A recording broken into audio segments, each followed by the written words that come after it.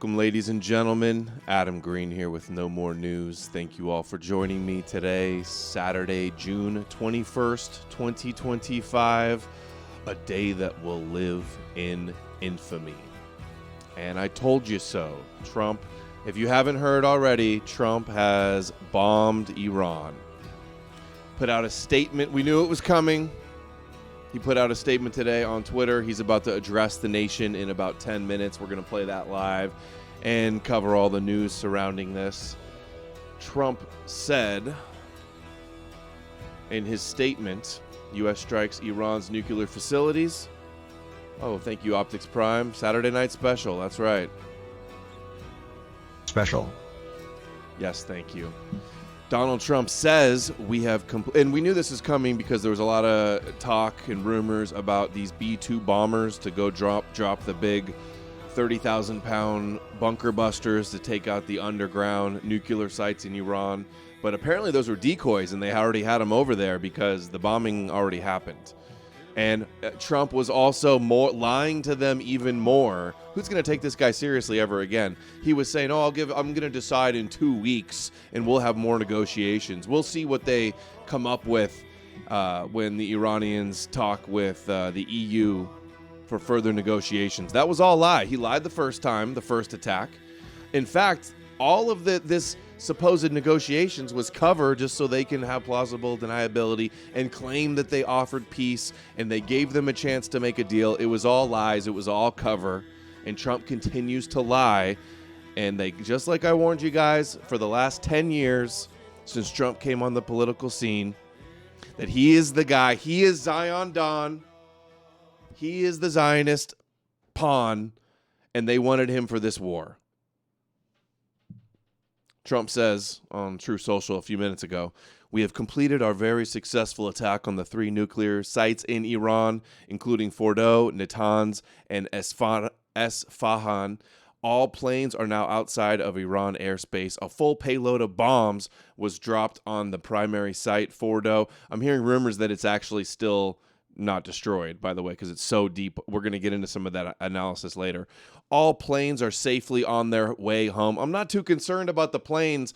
I'm worried about our bases overseas that are going to get attacked now.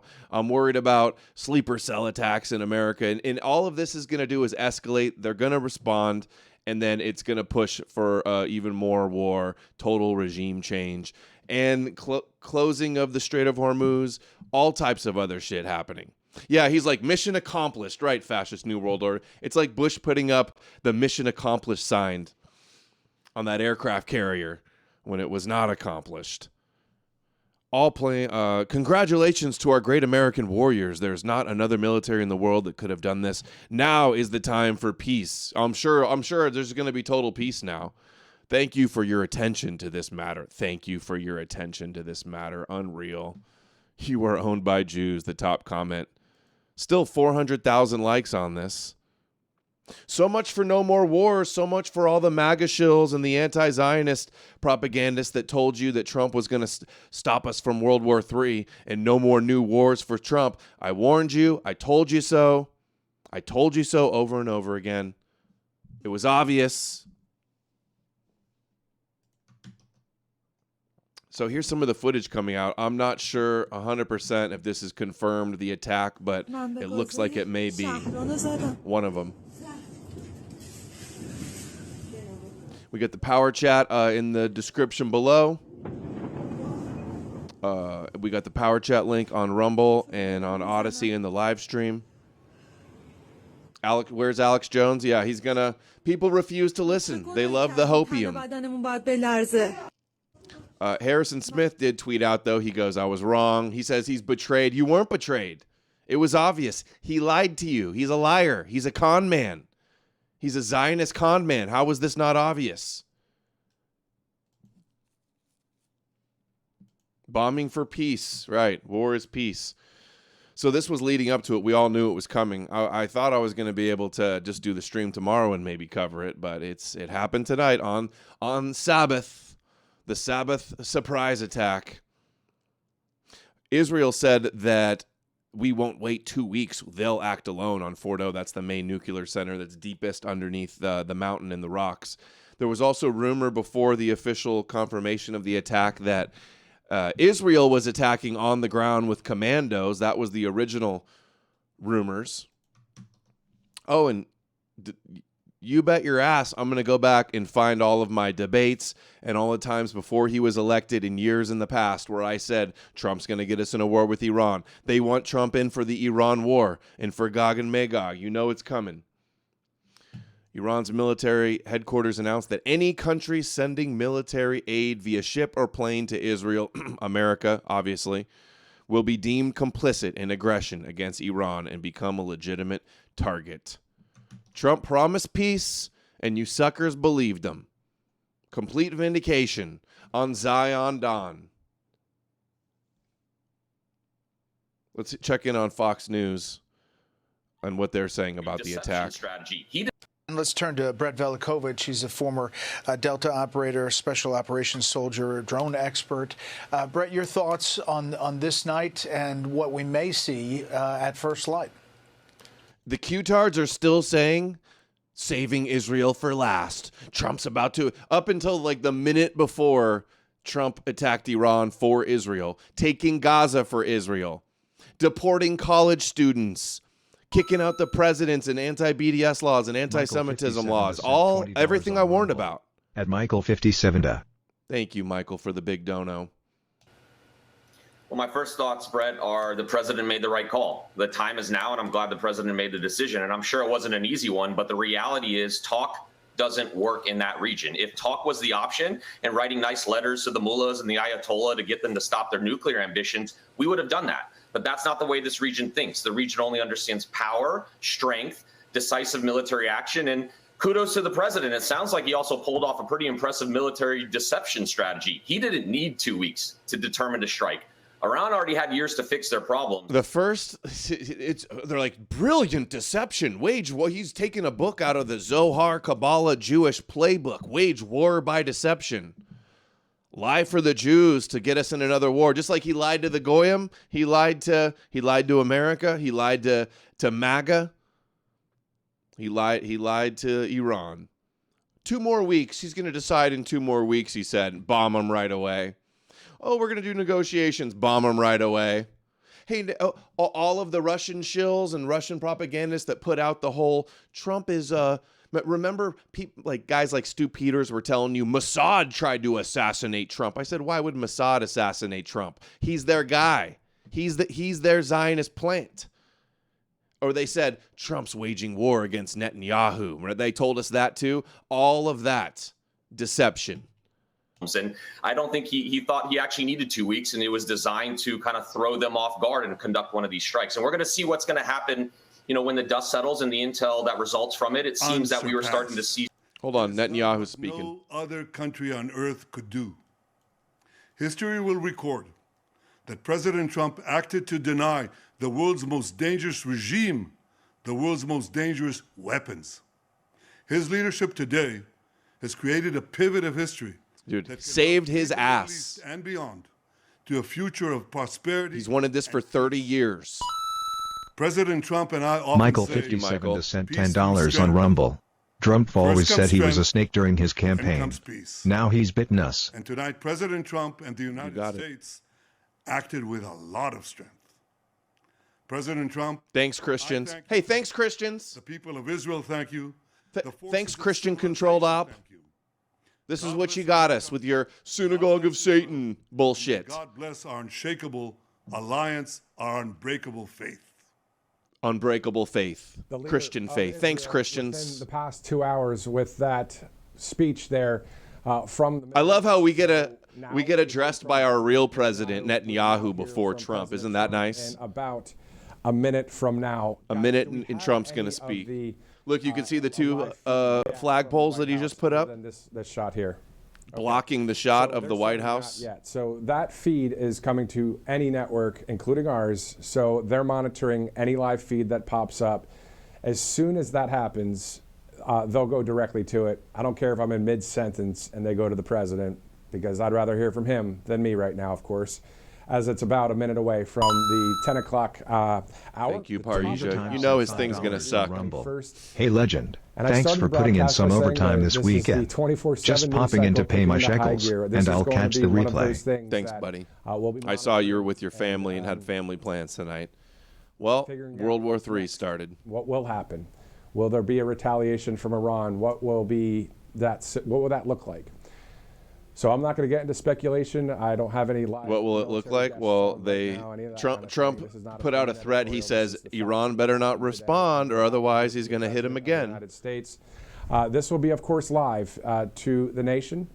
This will be an address that the president. Okay, I'm going to pause that and play Fox. See what Fox's first analysis was on it. Some escalation from Iran to try and continue Trump comes to on. fight by launching more lethal drones against Israel, against our bases. But it doesn't need to be that way from the Iranian side, Brett. After this strike, they have run out of really any strong options to fight back. Their leaders need to come to terms that their time's up. They've already lost. Their country is collapsing. Now they're telling you, oh, they're not going to fight back. They're just going to give up now. Supporting terrorism through its We destroyed their nuke that they didn't even have yet, so they're going to give up, I'm sure. They're going to give up without a fight. They're going to lose their country. That's the bottom line. The Israelis know the precise location of where they all are. Before they lose their country, are they not going to fire every single missile they have straight at Israel? And they're going to continue to pick them off one by one. And, my guess, was the president wanted to try and maximize pressure before fully going in lethal. That's why we saw the U.S. B-2 bombers getting positioned in the region. That was a big message in and of itself. That was an extraordinary show of force. If he conducted this strike, if he made the decision, it was because all other efforts to stop them from building a nuclear bomb have failed. And he should have a clear conscience that he did everything he could to get them to change their evil ways peacefully first. Brett, last thing I wanted to, we haven't heard from the Supreme Leader for a couple of days. We're told by Israelis that he is holed up in a bunker, that the defense minister, after the hospital strike, Iran's missiles hitting an Israeli hospital, suggested that he would now be a target, the Supreme Leader. Iran has 6 months worth of missiles. Put the kibosh on targeting the Supreme Leader a number of days ago. We're going to play a Putin clip. Apparently, he's claiming that it turns out he's allies with Israel. Oh, who told you that? We know. Obviously, we saw the Green Revolution in 2009. I was told that Putin was anti-Israel because he supports Syria and Iran. How's that panning out? What do we know about the possibility of an uprising to take over? Doesn't mean that Gog and Magog in war with Iran or Russia is off the table, though. Be able to create full-on regime change. It's going to have to be the Iranian people themselves. It's the moderate. Oh, Trump speaking. One state sponsor of terror. Tonight, I can report to the world that the strikes were a spectacular Isolationists sent $5. Iran used to be a secular modern enrichment facilities. I'll play it again. I'll play it in a minute. And totally obliterated. Iran, the bully of the Middle East, must now make peace. If they do not, future attacks will be far greater and a lot easier. For 40 years, Iran has been saying death to America, death to Israel. They have been killing our people, blowing off their arms. Zionist, Zionist, Zionist, Zionist. Roadside bombs. That was their specialty. We lost over 1,000 people, and hundreds of thousands throughout the Middle East and around the world have died as a direct result of what's going to stop them from taking the Dome of the Rock now? In Gaza, they already took Gaza. Soleimani. They're going to take the West Bank. I decided a long time ago that I would not let this happen. Or offer a fake peace deal to the West Bank. I want to thank and congratulate Prime Minister Bibi Netanyahu. We worked as a team like perhaps no team has ever worked. Oh, no team. We've gone a long way to erasing this horrible threat to Israel. BFFs forever. Thank the Israeli military for the wonderful job they've done. Oh, but Ian Carroll told us that Netanyahu had bad body language. Who flew those magnificent machines tonight, and all of the United States military on an operation the likes of which the world has not seen in many, many decades. Hopefully, we will no longer need their services in this capacity. I hope that's so. I also want to congratulate the chairman of the Joint Chiefs of Staff, General Dan Raisin Kane, spectacular general, and all of the brilliant military minds involved in this attack. With all of that this being is said, all the Trump voters, there will be all the Trump supporters. You voted for this. There will be tragedy for Iran far greater than we have witnessed over the last 8 days. Remember, there are many targets left. Tonight's was the most difficult of them all, by far, and perhaps the most lethal. But if peace does not come quickly, we will go after those other targets with precision, speed, and skill. Most of them can be taken out in a matter of minutes. There's no military in the world that could have done what we did tonight, not even close. There has never been a military that could do what took place just a little while ago. Tomorrow, General Kane, Secretary of Defense, Pete Hegseth will have a press conference at 8 a.m. at the Pentagon. And I want to just thank everybody, and in particular, God. I want to just say we love you, God, and we love our great military. We love you, Yahweh. We love you, Jewish God. The Middle East. God bless Israel, and God bless America. Thank you. God bless Israel. Thank you. There it is. That one's going to go down in the history books. That was short. Short and sweet. The president's speech, about 3 minutes, 3.5 minutes long there. 33. Short, succinct, to the point. He said, quote, "Tonight I can report to the world that this was a spectacular military success." He also said, quote, "If peace does not come quickly, we will go after the other targets with speed and skill." The president also, as you just heard, 8 a.m. press conference. You can see that right here on Right Side Broadcasting Network tomorrow at the Pentagon. Help me, Jesus! All right. That's what Trump said. All right. Iranians, they're going to have to rise up and actually do something. The moderate Iranians, they're trying to put in the Shah, the former Shah, or his brother, or whatever it is. The Western world, and we need to some guy that visited the wall. Give them the time and space to be able to do that. I don't think right now Iran's hardliners really have many options to try and save face. All right, let's play this isolationist. We paused it for Trump's speech. Isolationists sent $5. Iran used to be a secular modern society where the women wore miniskirts in the 60s. The Americans purposely backed the extremist groups across the whole Middle East to destabilize them. Yeah, there's been all types of trickery going on with them. Remember the famous interview the Shah did before the revolution where he said Israel had too much power and they got him out of there? And then now it's like because of the Muslim boogeyman, the Christian anti-Semite and the Muslim boogeyman, they use them and the Jews can get away and their rabbis and their messianic apocalyptic plans get a pass. And they get to point to the boogeyman and the villains and get away with what they get away with. And that's how it's all part of the bigger Abrahamic paradigm. In the world since Israel began its military campaign.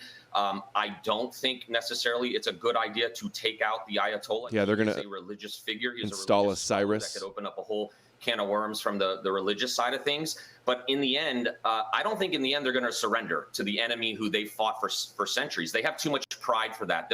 They're going to send their own country, all its citizens, the women and children. Yeah, they do it on the summer solstice, on midsummer. That's the larger problem. They don't want to lose face in front of the world because they projected this lie that they are the power that should have control over the Middle East. And so I think the best thing we can do is help the Israelis sort of bomb them back to the nuclear negotiation table like we've done, and let's be ready for when they arrive back at the table.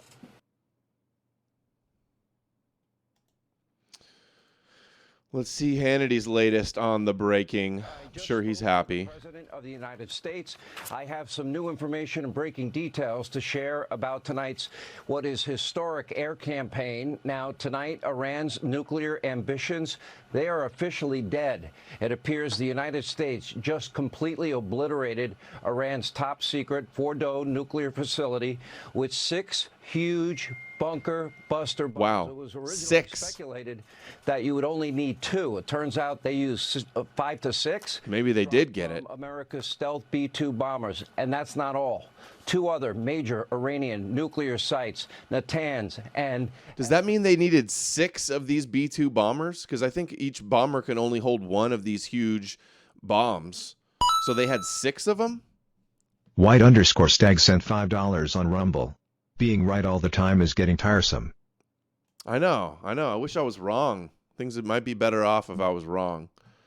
So that means they needed 6 of these B-2 bombers to drop 6 of these bombs, and each one of these bombers cost $2 billion. Stefan were wiped out with 30 Tomahawk missiles launched by American submarines some 400 miles away. 30 Tomahawk missiles from 40 miles away. Everyone is out of harm's way for now. That does not mean that American assets in the region are not at risk, and we are monitoring the Iranian response or potential response all throughout the night. We expect the president will be... Zionists are celebrating. Roseanne says, this is what I voted for. Loomer says, we need a wellness check on Tucker Carlson, Dave Smith, and Candace Owens.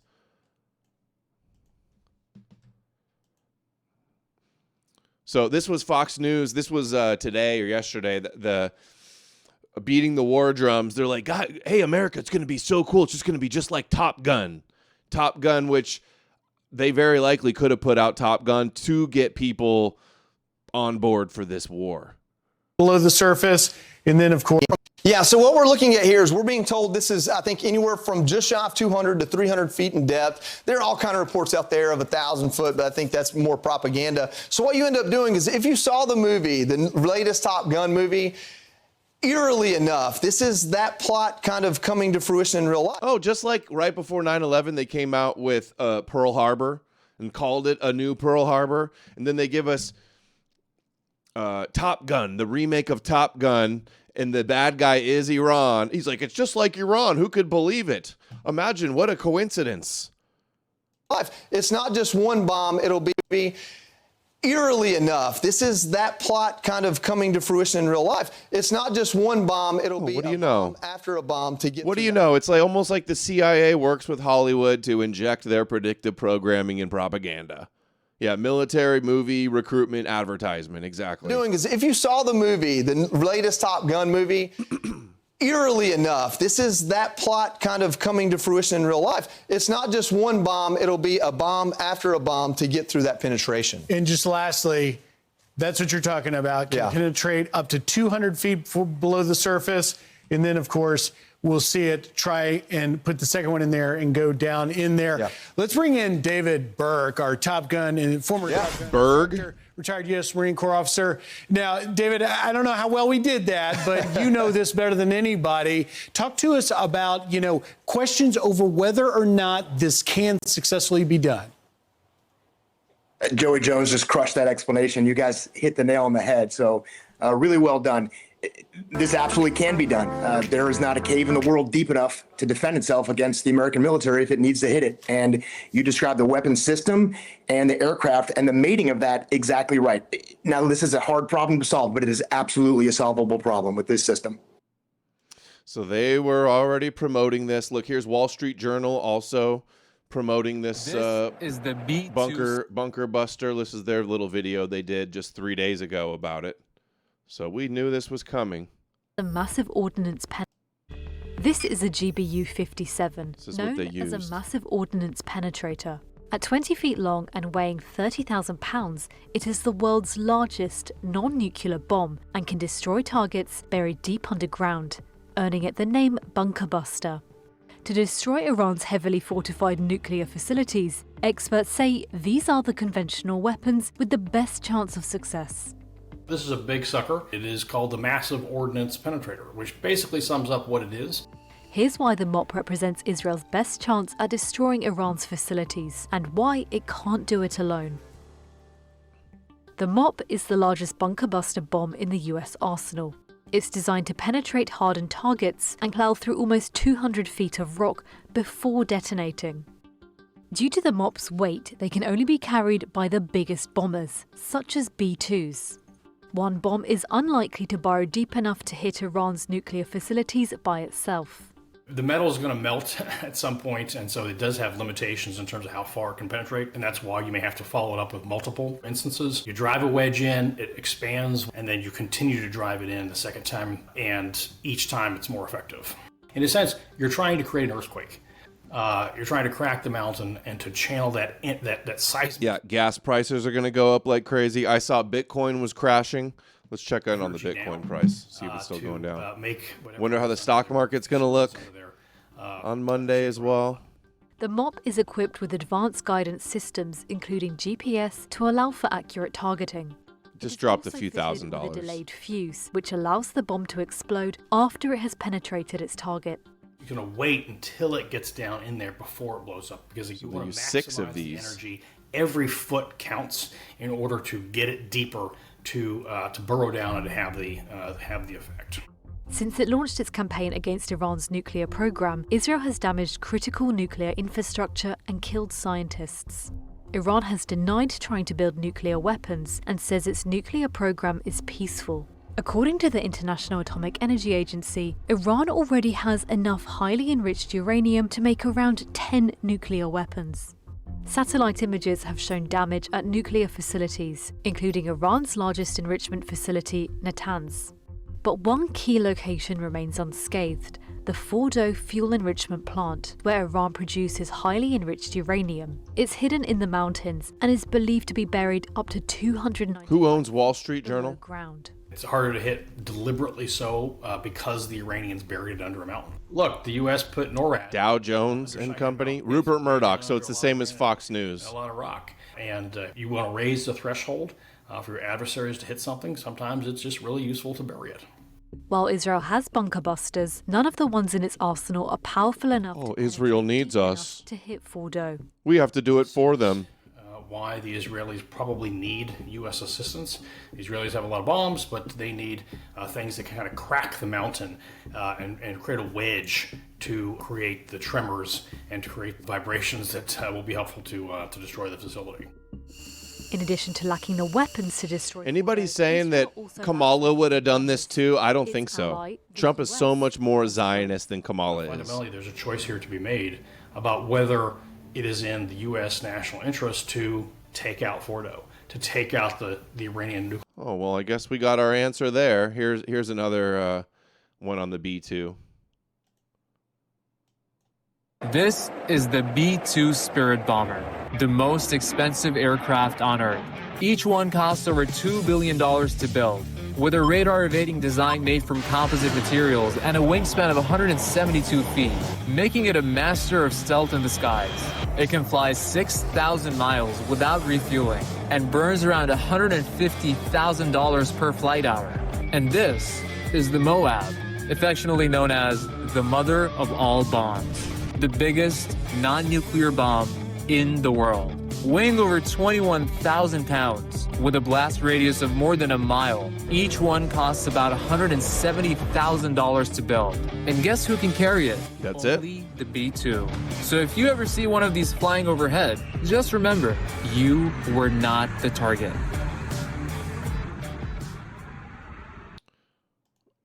Okay, now this is what I watched. It's Jack Posobiec and who is it? Colonel Schaefer talking about these bombs as well. Just a short clip, what they were saying about it. True that this, you I wonder if we're going to get video of it. Of Iran's uranium enrichment site, or potentially, is there some magical? Yeah, all the Jews and all the Christians saying Trump was chosen by God and saved by God to save Israel. I even remember they asked Pompeo years ago in the first term, they said, did God choose Trump to save Israel? Is he the new Cyrus to save Israel and help them rebuild their temple? And he's like, yes, I believe so. Thinking going on here. Well, it's magical thinking, Jack. I mean, you and I both, you did targeting packages. I had inputs to targeting packages.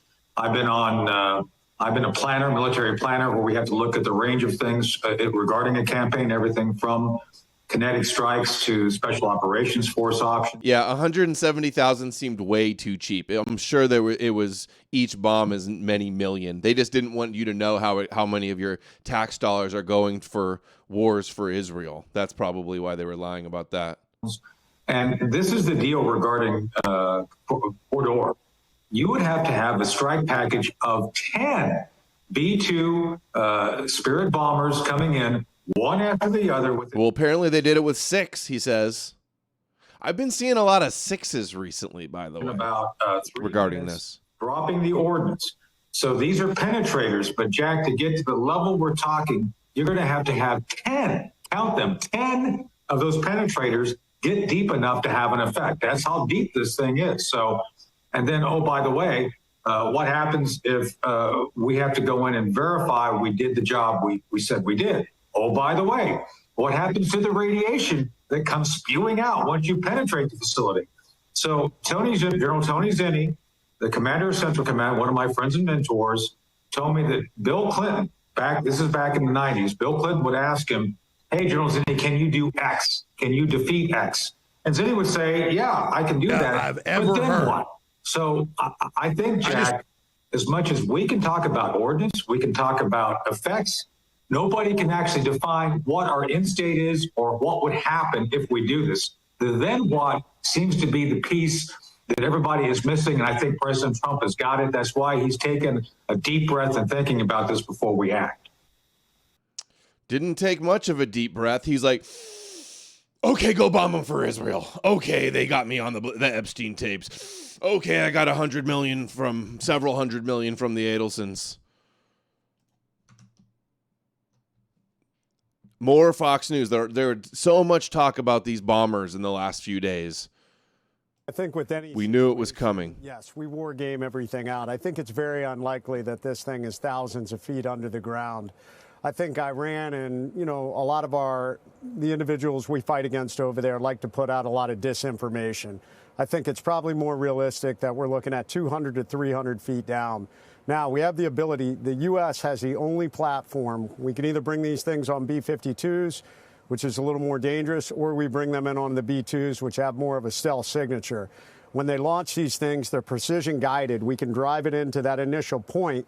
Now, 200 to 300 feet, which is about max depth for the GBU-57, it's going to have to go deeper. So what happens is they'll probably be flying in formation, and they will drop that second one. So the first one is going to go down. It's like a conical shaped charge at the front. It penetrates deep enough that it blasts to create that large tunnel. And that second one will go in right after it, which is going to be able to penetrate even deeper and then get into the blast radius where, down below 300 feet where it's able to destroy that site. Look, Homeland Security, 40,000 likes. They're like, tonight. Tonight, it is coming. We're going to get to this lady in a second, but I saw here's Chris Hedges' video talking about how Iran's defense systems are not as good as they claim. I wanted to see this. You've been reporting that Iran has superior anti-air Russian weaponry, yet the Zionist bombs have been getting through seemingly easily into Iran. Please clarify. So the Iranian Air Force is negligible. I mean, you haven't seen its appearance. Many of the fighter jets are decades old, some dating to the reign of the Shah, who, of course, was overthrown in 1979. They do have a Russian and Chinese air defense systems, and it's generally been assumed that they were really effective in terms of protecting Iran. As far as we know, they have not shot down any Israeli planes. None. Claiming it certainly appears that it's probably correct that Israel has complete dominance over Tehran. So that is the question. Were they able in that attack? They can't shoot a missile at these bunker busters at all. They just had nothing. Or were they just not as good as we thought they were? Again, those are unanswerable questions, or certainly at this point. But yes, it was assumed that the air defense capabilities of Iran were better, but they've largely, of course, proved ineffective, either because they've been destroyed or because they weren't as good as we thought they were. Yeah, on the first attack that Israel did a little bit ago, last week, I did a stream with Spencer, you guys remember, and I was like, how do they have no missile defense systems? They weren't ready. They didn't know this was coming. And we heard, though, that like Israel had drones that went out and destroyed them right before the attack happened or something. Here's another video that I just saw. This might be the explosion.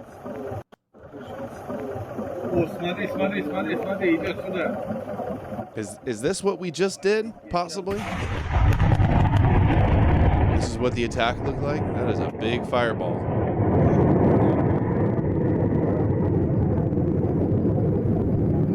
There's been some AI shit going around on the internet, but I think this is legit.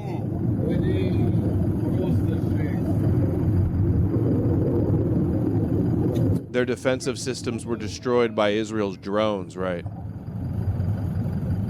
They can't do anything with the stealth bombers. I mean, you couldn't have missile defense systems around their nuclear facility.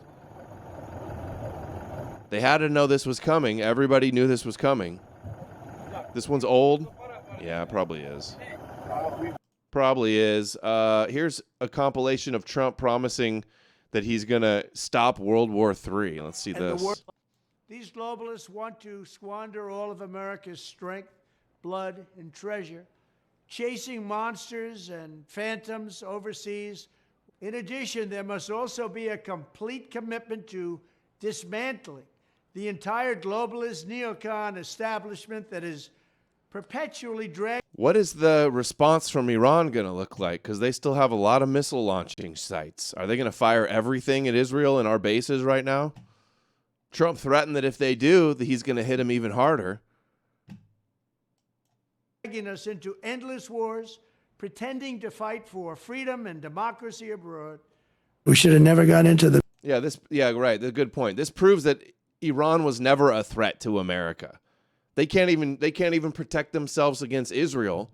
They can't even really cause all that much damage on Israel, but they're going to bomb us in America like all the Zionists lied about. The Middle East. We should have never gone into the Middle East. Under my leadership, we will turn the page forever on those. He's just a lying con man. Never-ending wars. An actor, reality star actor. Stronger than ever before, and we are not going to deplete it again on stupid, senseless, endless wars. World War III has never been closer than it is right now. We need to clean house of all of the warmongers and America last globalists and the deep state. He just lied his way into office, and all you guys, not my audience, but everybody else fell for it. And the worst, most incompetent, most corrupt president in history is going to drag us into World War III. And this horrible, horrible president is dragging us toward World War III. We're going to be in World War III soon. Because I think we would have been good with Iran. I don't want to do anything bad to Iran. Large sections of the Middle East. I mean, look at the death and destruction that's taken place. And none of this would have happened if I were president. Our opponents join with warmongers and neocons to wage endless wars, these wars that never end. Together we're fighting to secure our borders, end the endless foreign wars, and defend the working people of America. But the Muslim and Arab voters in Michigan. Raspberry sent $5 on Rumble. Send your Goyim slaves to Iran for Israel.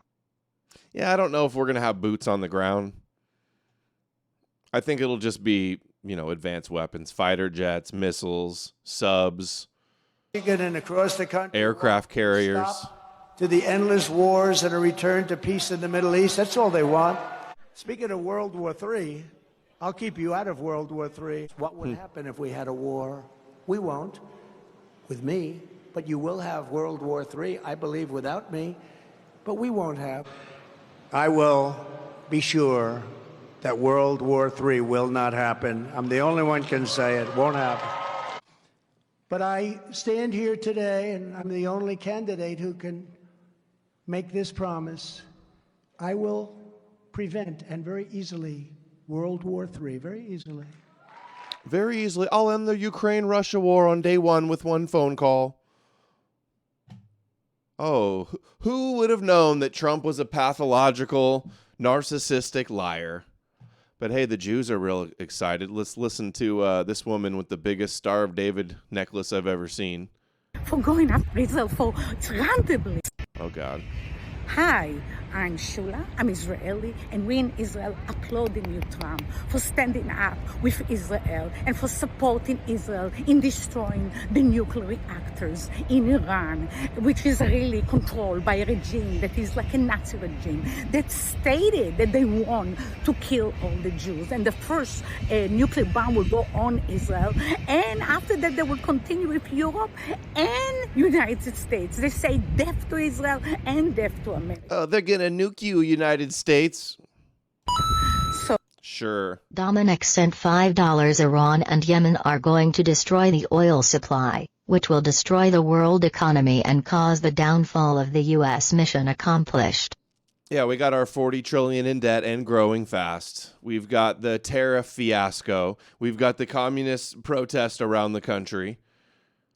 Now the oil price is going to be destroyed, go up. Buy crude oil now, benefit. Yeah, everybody's saying they're going to the gas station to fill up. We did yesterday. So we are applauding you for deciding not to be an appeaser like Obama and Biden. They gave them hundreds of billions of dollars to build those nuclear reactors. That for deciding not to be a Chamberlain and to be the Roosevelt. R.I.P. Edom. Netanyahu. I'll text Ram, send $5. Hope Netanyahu cannot shut up about the Iranian bomb. That's maybe the only silver lining. No more of the Zionists complaining about Iran anymore. Maybe what will they complain about next? Next it'll be Pakistan. Next it'll be what? China. What are they going to do next? Next it'll just be us. They'll just be like America and anti-Semitism. Now all the focus is going to shift away from Gaza and Iran and all on the anti-Semites, the anti-Semitic Christians in America. That'll be next. That'll be the shift. You heard that here first. Now that they got you, they got you to vote for Trump. They got you to bomb Iran. Now they're going to turn against all of the evil anti-Semites in Edom. Bookmark it, screenshot it, clip it. That's what's coming. For being like Reagan, that working with Thatcher to better the world.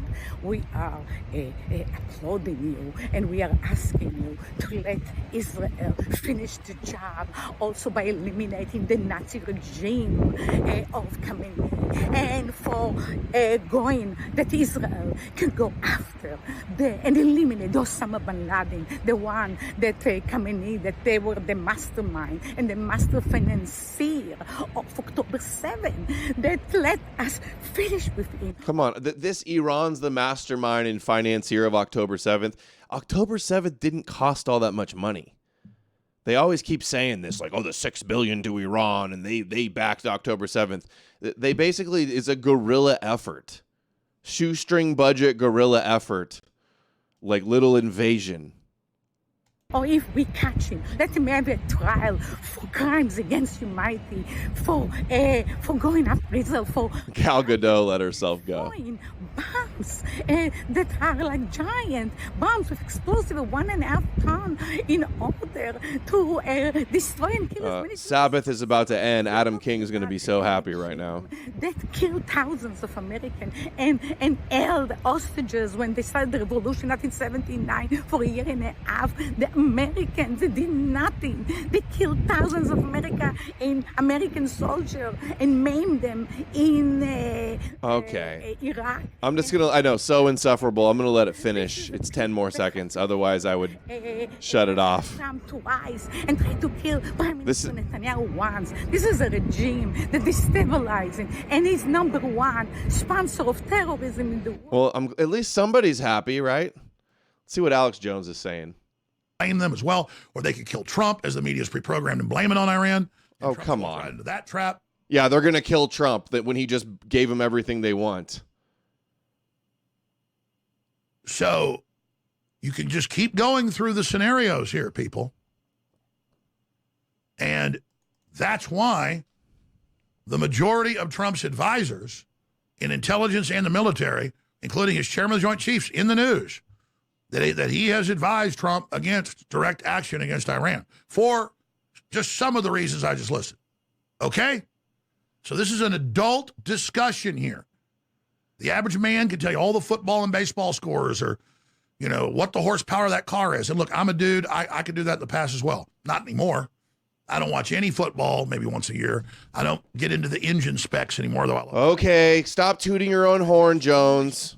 You shilled Trump for 8 years. You told us he was going to save us from World War III. You told us he was going to bring peace.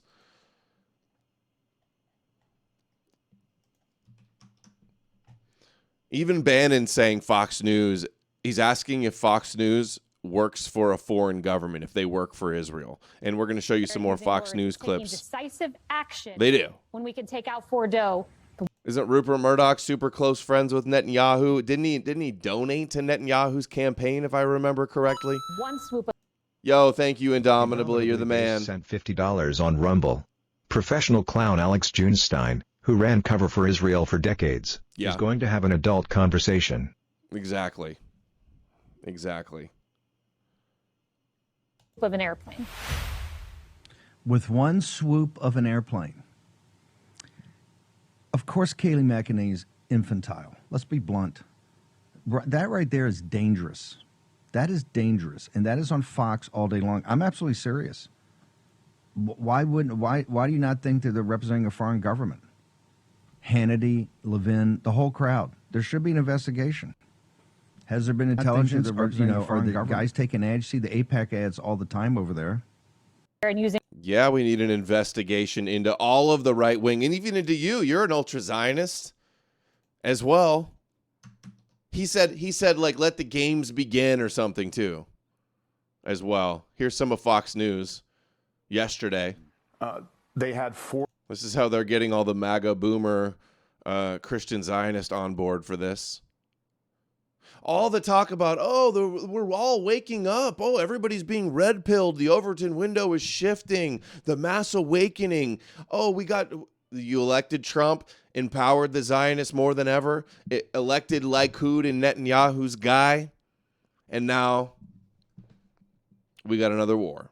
And this is just the beginning, because it's going to escalate with Russia as well. Checking in on Fox News yesterday. What say you? Let's get them. We've had, I don't know the exact numbers, but I believe 43 Americans have been killed with what happened with October 7th. We still have hostages out there. They tried to assassinate our president. They had 4... WOLOS sent $10 on Rumble. The Gog and Magog war is officially on, as you predicted for years. Your voice is more important than ever before. Keep dropping those green pills.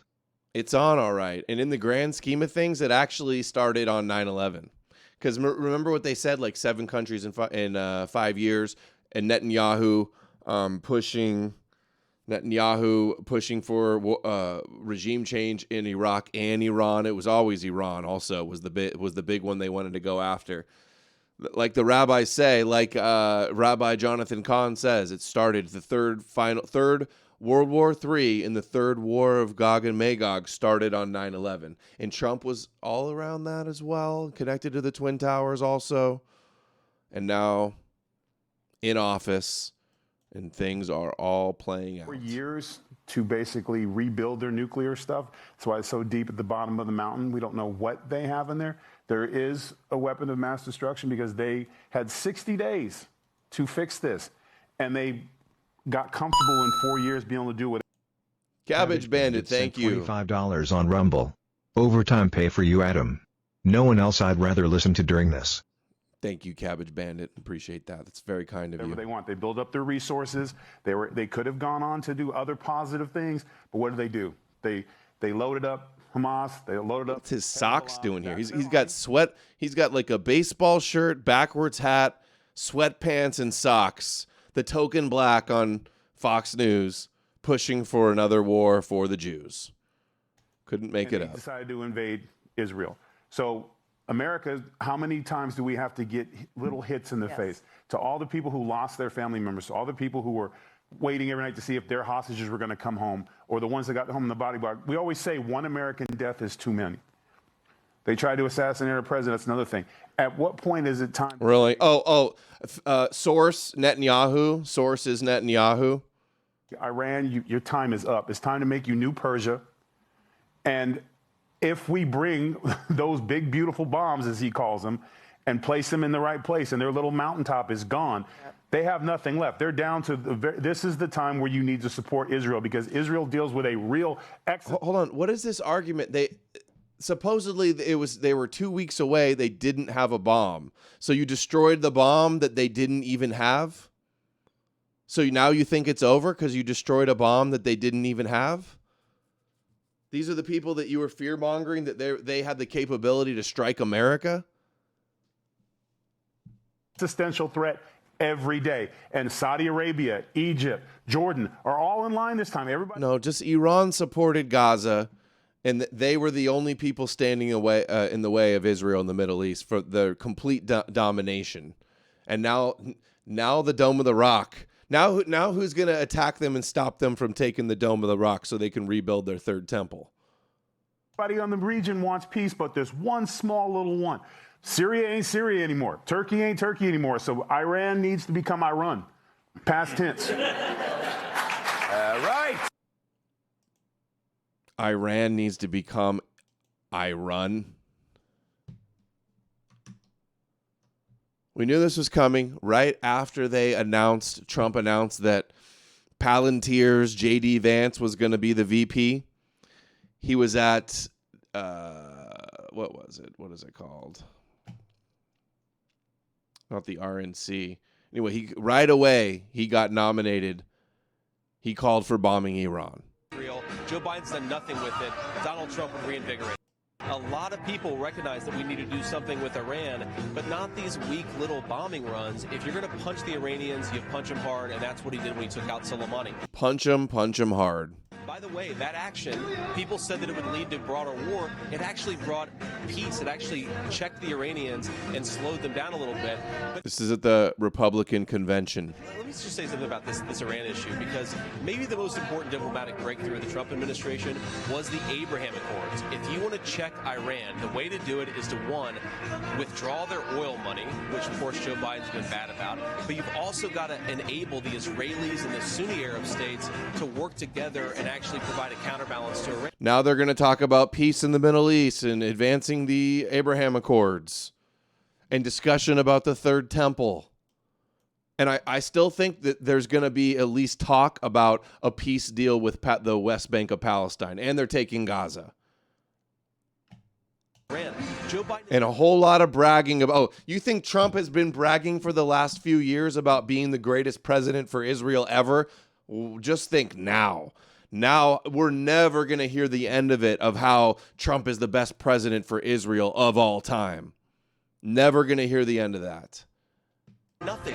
You have the infrastructure there, sitting there, to weaken Iran, to strengthen our ally Israel. Joe Biden's done nothing with it. Donald Trump would reinvigorate it. I think Donald Trump and the Shabbos Goy Christians, and even the controlled opposition anti-Zionist Christians, are helping Israel fulfill their prophecies and take over the world, and they're going to get us into World War III with Russia and China at some point. Iran is present tense, right? Iran would be exactly in the past. Iran. His joke didn't even make sense. That's funny. This is so perfect. I didn't about catch this. that. I think he gets. I didn't catch that one. Slipped by me, but you know that happens sometimes. I knew it was a joke, Mikas. I just didn't get it right away. Look, what the president said is so perfect about this. I think he gets to define America first because he's the person who ran, who was elected, and who actually leads this movement.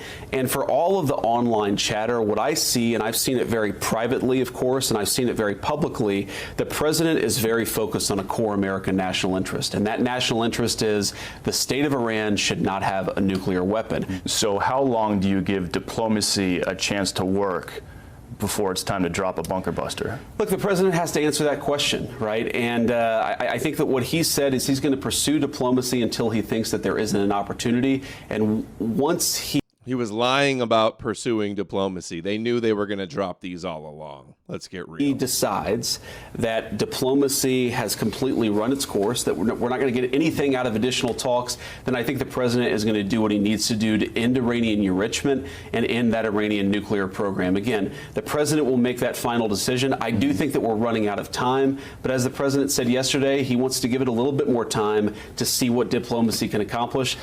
That was a lie.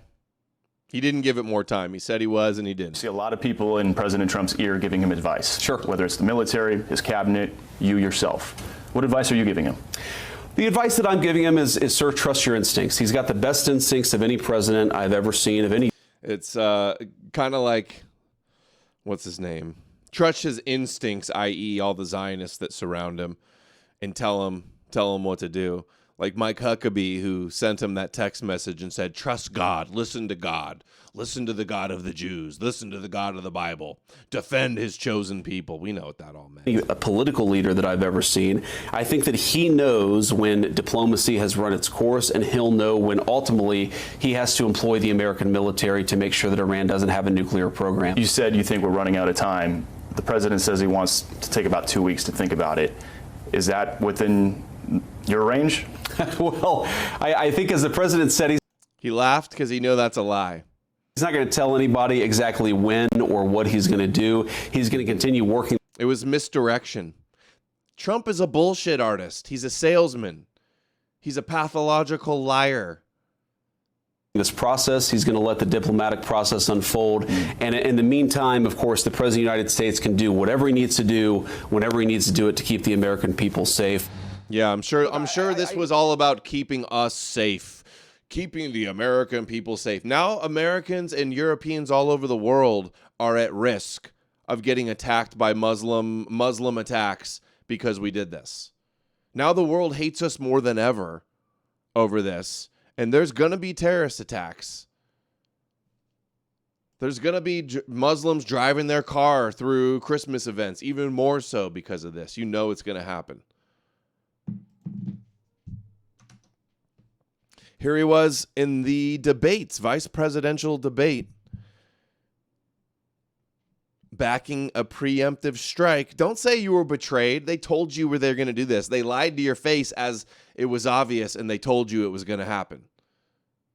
Now, you asked about a preemptive strike, Margaret, and I want to answer the question. Look, it is up to Israel what they think they need to do to keep their country safe, and we should support our allies wherever they are when they're fighting the bad guys. I think that's the right approach to take with the Israel question.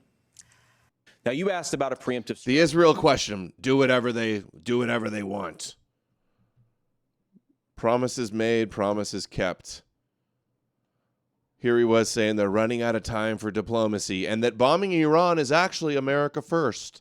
We'll see how those words age, won't we? Interest is the state of Iran should not have. Look, what the president said is. Oh, we just saw that clip. This stuttering. Palantir. So J.D. Vance, backed by Peter Thiel and Palantir. The Trump parade that happened last weekend, brought to you by Palantir. Here's the Palantir co-founder, says he's really excited to invest in Iran. How about that? I'm sure Jared Kushner is happy to invest in the new skyrises they want to build in Gaza and this. People, and that's a lot easier. The reality here that people, if you want to understand Iran versus other places, is the people of Iran, the Persian people, the Kurds, the others there, they're much more natural allies of the Jews, of USA, of the West. This was a very modern country before it was conquered by these insane theocrats. Exactly what I would say. I saw some video circulating the last few days, and it still looked pretty modern to me. Still looked pretty secular and modern to me, at least in the videos that I saw. A very important point to understand is they were going to throw flowers at us in Iraq. That never happened. Yeah, well, and I'm not saying they're going to throw flowers at us here, but this is a lot different situation. And it's I work with a lot of amazing Persian people. I'm really excited to invest in Iran if we can get this country to be some sort of republic, not run by crazy people. And that's a lot easier than doing that in Afghanistan or somewhere else. Well, so how much do you think this is about? We were talking to the Minister of the Economy in Israel. Is it about regime change, like full-on regime change in Iran, versus just eliminating the nuclear threat? Well, it's very clear that this administration says it's about eliminating the nuclear threat. That's their goal. I respect that. When we attacked Iraq 20 years ago, even then I thought it was a mistake versus going after Iran. Iran's clearly a really evil regime. So I've been against the Iranian regime. I've been for freeing Iran for a long time. Freeing Iran. Oh, and this is interesting. Even Bill Clinton, who I always thought is blackmailed by Epstein, and maybe even Mossad was involved with Monica Lewinsky stuff, but Bill Clinton says that Netanyahu wants a war with Iran so he can stay in office. It's way more than that, but that is part of it. Let's hear this. Mr. Netanyahu has long wanted to fight Iran because that way he can stay in office forever and ever. I mean, he's been there most of the last 20 years. But I think we should be trying to diffuse it. And I hope President Trump will do that.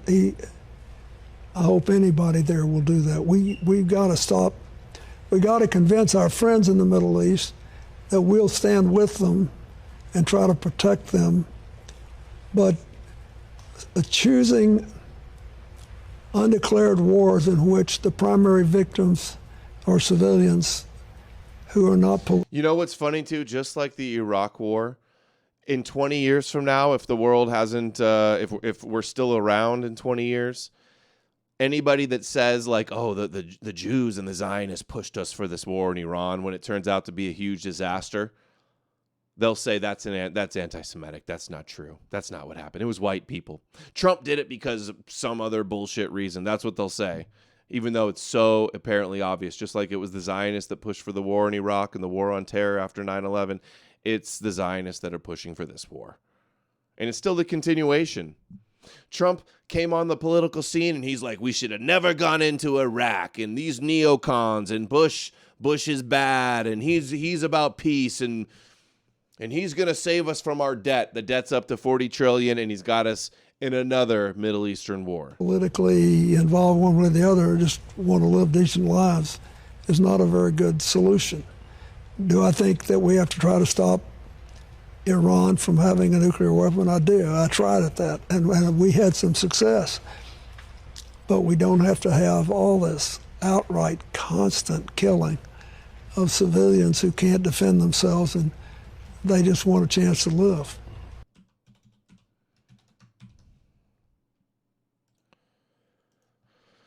Okay, I want to see Alex Jones in again. I want to see her spin on this. Group name MK Naomi for. War we have to have now, the throwdown we have to have now, is with the deep state, and we can't. I think we've looked away too often. We just kind of kicking the can down the road, and if we can't do it now with Trump, it's not going to get done. And using words, it's taking decisive action when we can take out Fordo with one swoop of an airplane. With one swoop of an airplane. Wilbar said $20. Time to go destroy and loot whatever is left from Persia, ancient land of the Aryans, for the Jews. I don't know how much looting there's going to be, but it's definitely going to be better for Israel. I don't know about looting, though, but I may be wrong. I'm not sure. Of course, Kayleigh McEnany is infantile. Let's be blunt. Yeah, they're pushing the idea that it's just going to be like, drop a few bombs and it's going to be over. No big deal, guys. As if that's going to happen. That's dangerous. That is dangerous, and that is on Fox all day long. I'm absolutely serious. Why do you not think that they're representing a foreign government? Hannity, Levin, the whole crowd. There should be an investigation. Has there been intelligence? Are the guys taking ads? See the AIPAC ads all the time over there. I don't have the answer, but I can tell you right now, everyone in Washington is rotten to the core when it comes to this business. Why? Because of money. Everyone is greedy. Everyone wants more cash. The retired 4 stars, the active 4 stars, the senators, the congressmen, the president and his entourage in the White House. Everything is about money. And same thing is true for the military-industrial complex, these industries. Is true for the media. Everyone is about money. So truth is in short supply. Come to the realization that this dichotomy, Democrats and Republicans, is meaningless. We're really dealing with a uniparty. We're dealing with an entirely corrupted, dysfunctional system. This thing that we call democracy in the United States is a scam. It's not real. It's just not real. Now, pick a commodity, whatever. This guy the other day said that a third of Tel Aviv was destroyed. What kind of lie is that? That's like the Jackson Hinkle and Scott Ritter lies that Israel's over. Israel's going to be over in a few months. Israel's going to be destroyed by Hezbollah. Israel stands no chance with try to invading against the guerrilla warfare of Hamas. Watch the Collapse podcast. Sent $10 on Thanks, Rumble. buddy. Thanks for your work, brother. The messianic end times apocalyptic death cult playing out the script to a T. Shout out Mikey J if you're listening. I'm sharing green pills with the world. Thanks for spreading the word, buddy. Hey, I want to see more from your guys' podcast as well. All right, can't handle any more Alex Jones playing these clips. Not even relevant. Ted Cruz boot off stage. Hold on, I'm not ready to get to that yet. Got a few there. Roger Stone is for it. Zionist Roger Stone says, I strongly support the president's decision to prevent homicidal maniacs from having a nuclear bomb. God bless President Trump. Oh, but Netanyahu and the Israelis aren't genocidal, homicidal maniacs. $5 on Rumble. Thanks, buddy. There is a connection of Iran and Aryan linguistically. Perhaps genetically. I don't know. And I don't really care that much, to be honest. Oh, wait, here's the...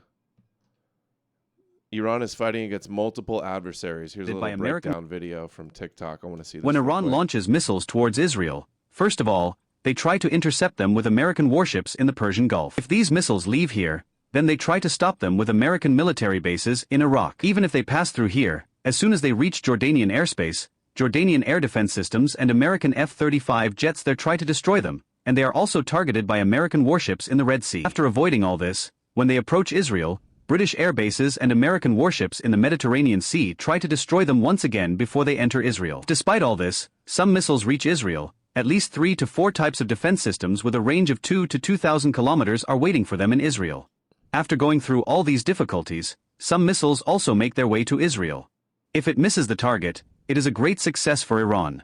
Friends, remember that all the missiles Iran is using are its own, while the latest technology of the entire Western world is being used to stop them. Iran is standing alone against Israel, while Israel has the support of not only the entire Western world but also Muslim countries. What kind of war is this where Iran is competing with the latest technology of the entire world despite its limited resources? All right, so wasn't looking good for Iran. Here's the Q-tards are still at it. Look at this. This woman, Melissa Red Pill, some Christian QAnon disinfo agent. Where we go one, we go all. Look, she shares the clip of him from yesterday. We have Israel, quote, we have Israel. Nobody knows what that's about. We're going to find out soon, I guess. Does he mean everyone will find out the truth about Israel soon? No, it means he's going to bomb Iran and take Gaza for Israel. And then brag about being the best president for Israel ever. She's really spinning this, and it gets 1.5 thousand likes. That Trump is still playing 4D chess and saving Israel for last. This is where the Q-tards got us. A couple of big ones. We have Russia-Ukraine, which is making a little bit of progress. And we have Israel, and nobody really knows what that one is all about. We're going to find out pretty soon, I guess. Oh, yes. Look at this. Who shared the thing? Saving Israel for last. Somebody. Oh, wait. That's right. This one. This is her spin now. The cabal can no longer use Iran as the boogeyman. Checkmate. That's really the spin. They're just going to keep spinning and running cover for Trump as he hands the world over to Israel as their messianic figure. They're still spinning it. These shills are still spinning it. Trust the plan. Saving Israel for last. Ridiculous. All right. Iraq war, bombs is trending. We had something from Putin I wanted to play. Here's Putin asked why he is not assisting Iran. He says, Israel today is almost a Russian-speaking country. I said the same thing. Most of them are from Russia. 2 million people from the Soviet Union and Russia live there. We take that into account. And he's allies. He's Chabad buddies with Netanyahu. I've been telling people that Putin is a Zionist for ages, and people would say, no, he's backing Syria and Iran. He's not a Zionist. He's backing Syria and Iran. Well, how is that working out, guys? How's that working out? The people that told me that. Хочу обратить ваше внимание, что в Израиле проживает почти 2 миллиона человек, выходцев из бывшего Советского Союза и Российской Федерации. Это почти русскоговорящая страна сегодня. Вот. И мы, безусловно, всегда в новейшей российской истории учитываем этот фактор. Это первое. Второе. У нас традиция. Хочу обратить ваше внимание, что в Израиле проживает еврейская история. Okay, I thought it was going to be subtitled. Now his what is this? Minister of Foreign Affairs asked. The situation. She's in English at least. Here we go. If the US does join Israel's military campaign, how would Russia react? I do understand your journalism. What will happen if the situation is moving? But why you're not focused on what is going right now? Are you not because concerned? I'm very much concerned in what is going on right now with the strikes against nuclear objects and plants. I think this is a nightmare for the whole international community and international society. And I'm shocked that international society is not paying attention. We are. Everyone is. No. Everyone is. It's dominating all the news agendas. No, not that much. If the US were to join, would it be an escalation? You paid so much attention to Ukraine and Zelensky and Kiev regime. You put them and him personally on the top for all these 3 years. I can show you. Okay, so they're happy about the war in Iran and the Middle East conflict because it's less focus, less resources, less media attention on their takeover of Ukraine. Oh, and Putin just came out the other day very clearly saying he thinks Ukraine, Kiev is all Russia, and they want all of it, by the way. The whole NATO thing, I'll have to find that clip, but the whole NATO thing was all bullshit just because they want to take Ukraine. And I'm not talking about you personally. You're a good guy. Thank you. Yeah, I'm talking about the mainstream Western media. Not paying too much attention, taking it like normally, like a new normality. Would that be an escalation, though, if the US joined Israel's military campaign or assisted? Join? What do you mean by join? Probably they will start negotiations. You're not concerned about them lending? Almost like they're in on this. Oh, they're going to have negotiations. They're not going to join. It's almost like they know. And they're working with Israel behind the scenes. And they're working with Israel to ultimately take down the West in Edom. I'm concerning about the strikes against the nuclear plants. I'm repeating it for I'm concerning. All right. Now, here's Putin asked if he is concerned about that we are heading into World War III. Those situations and God, thank God it's dubbed. I don't want to read translations. Nice glasses, bro. That we are heading into World War III in any way.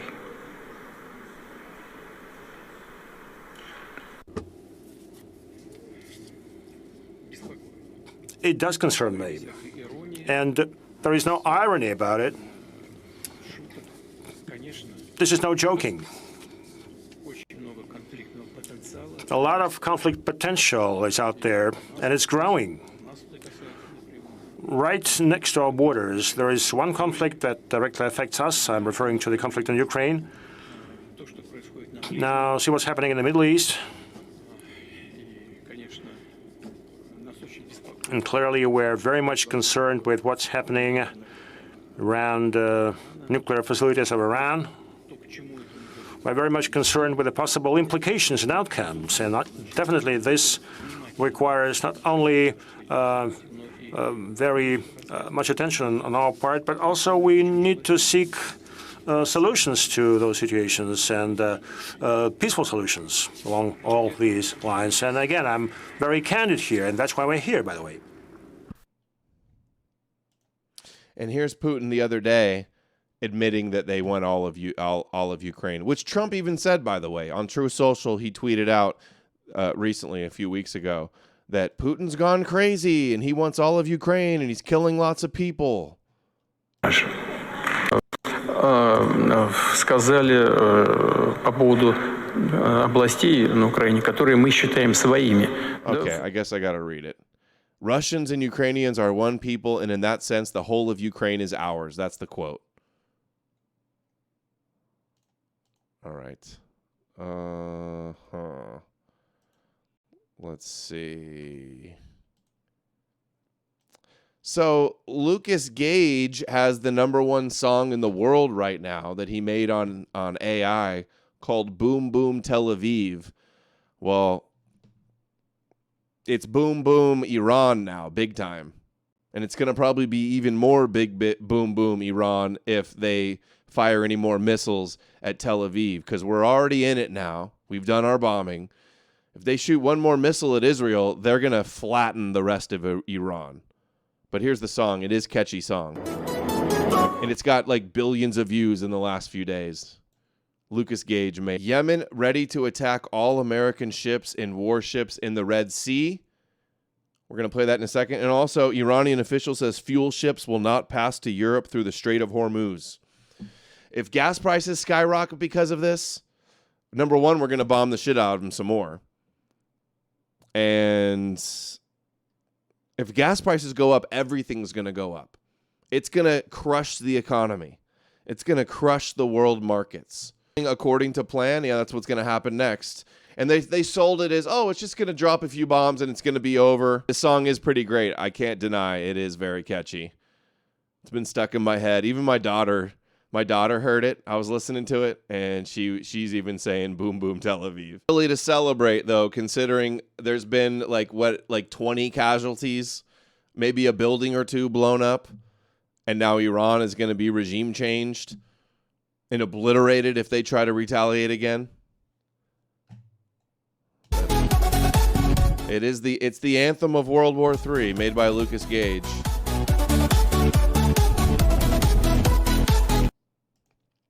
Okay, so let's see. Where's that? Here's Yemen, ready to attack all American ships and warships in the Red Sea. Oh, God. No subtitles? All right, you guys get the picture. You get the picture there. Let's do this. Pompeo saying this isn't a forever war. Yeah, just 2 weeks to stop the, what was it for COVID? 2 weeks to stop the curve, lower the curve. It's not just this conflict that we forever war. We're looking at a strategic campaign to eliminate a nuclear program from a hostile nation that wants to destroy our country. That's pretty straightforward. And your point. They want to destroy our country, really? They don't even have a nuke and they want to destroy our country. They're such pathological liars. They don't want to destroy our country. They're not happy with us because we defend Israel so much. But they don't want to destroy our country. Get real. Point earlier, it's not just this conflict that we can deter. President Trump was masterful at making sure that we had no new wars in his first administration. He didn't do so through weakness. He didn't do so through appeasement. Just like he's been masterful of ending Ukraine and Russia.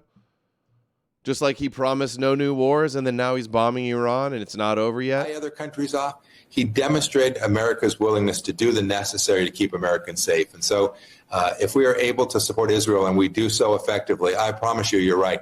Whether it's Maduro in Venezuela or Chairman Kim in North Korea or Xi Jinping in China or Vladimir Putin himself, they will understand that this is a different administration and one that they will understand rightfully is prepared to do the necessary to deter them from harming our country. Forever war. We're looking at a strategic campaign to eliminate a nuclear program from a hostile nation that wants to Okay, there's Pompeo. Let's see. What else do we have here? I think I have some more bookmarks. Should we tune in to, let's see, 660 people watching, 100, 200 on Odysee. I see Nick is streaming. He's got 60,000 people watching. Let's hear what he has to say real quick here. Interested in his take on this. If it loads. Rumble does this. Does Rumble ever do this to you guys? Oh, I should play the video. The ads that play before Rumble videos. I saw an ad today, and it's like, the Iran war is prophecy, and the prophecy is unfolding, and all this bullshit. I'll look for that right now while this is taking forever to load. Does this with like every video. The Rumble ads are the worst. Oh, this should be good. Actually, here, we'll move this. Like I told you, here's all of these Trump shills that told you he was going to stop World War III. Here's Colonel McGregor in 2024. at a Trump rally said, voting for Trump, you'll be voting for peace. He said he urged everyone to vote for Trump because U.S. soldiers were preparing to fight a war against Iran. Vote for Trump is voting for peace. How did that turn out, McGregor? Okay, I only have a short message for you. As you and I are meeting here today, thousands and thousands of soldiers from the regular army and the National Guard are deploying to the Middle East. They're preparing to fight a war against Iran, a country which has never attacked us, with whom we have no grief, no grievance. At the same time, we have 100,000+ American soldiers lining the border of Poland, Lithuania, Latvia, Estonia, all the way down to Romania. Vote for Trump to keep us out of war with Iran. Hey, everybody that said that, can they just lose all relevancy? If you pushed for Trump to get elected saying he's going to keep us out of war with Iran, your credibility is toast. Preparing to potentially fight Russia. This insanity is costing us not just trillions of dollars, it's destroying our country. How many trillions have we lost on this proposition? How many hospitals could we have? Hold on. Iran is saying no damage has been recorded to underground facilities and there is no radiation. I question the source, though. Just Middle East Observer claims that. Built. Twitter. How many schools could we have? Hey, thanks, Brother B. Brother BD sent $5 on Rumble. Pompeo looks like Stephen King's thinner. Yeah. Pompeo he's on Ozempic for sure. How many roads and bridges could we have repaired? And how many Americans would be alive and well and safe today if we hadn't? Oh, just elect Trump and we won't be in war. See Through It All says, what happened to all those dark MAGA edits? Yeah, what happened, guys? So what I want you to remember is a very simple formula. War breeds tyranny, corruption, and destruction. Peace is the foundation for prosperity and goodwill around the world. That's what we need. No more wars. Here's MAGA voting for Trump to keep us out of war with Iran. Now, before you leave here, remember, you got to go out and vote. And you need to vote for peace, not war. Vote for Trump. Vote for peace. Not poverty. Remember, the people that have put us into debt, they're not the ones who bear the burden. We are. And now Trump has his big, beautiful bill that's going to skyrocket the debt even more. The people that have put us into debt are fat and rich and corrupt. Oh, and Trump's not fat, rich, and corrupt. We got to get rid of them. Yeah, we got to get Trump in. Thank you. These frauds, dude. Rescue the republic, huh? Vote for Trump. Keep us out of war with Iran. Should we listen to what I had to say? This is September 26. I am Adam Green. Thank you all for joining me today.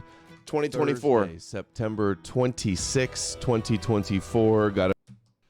That if Israel did want to have America in a war with Iran or have America bomb Iran, all they would have to do is take out Donald Trump. He could be the Moshiach ben Joseph, the Messiah that dies before the redemption. And I'm talking about the threats on Trump's life is redeemed by Moshiach ben David. They were claiming Iran was to take him out and use that to justify war with Iran. I don't know why they would have to take him out, though, because when he gets in, they've got a whole bunch of ways to get Trump to go to war with Iran.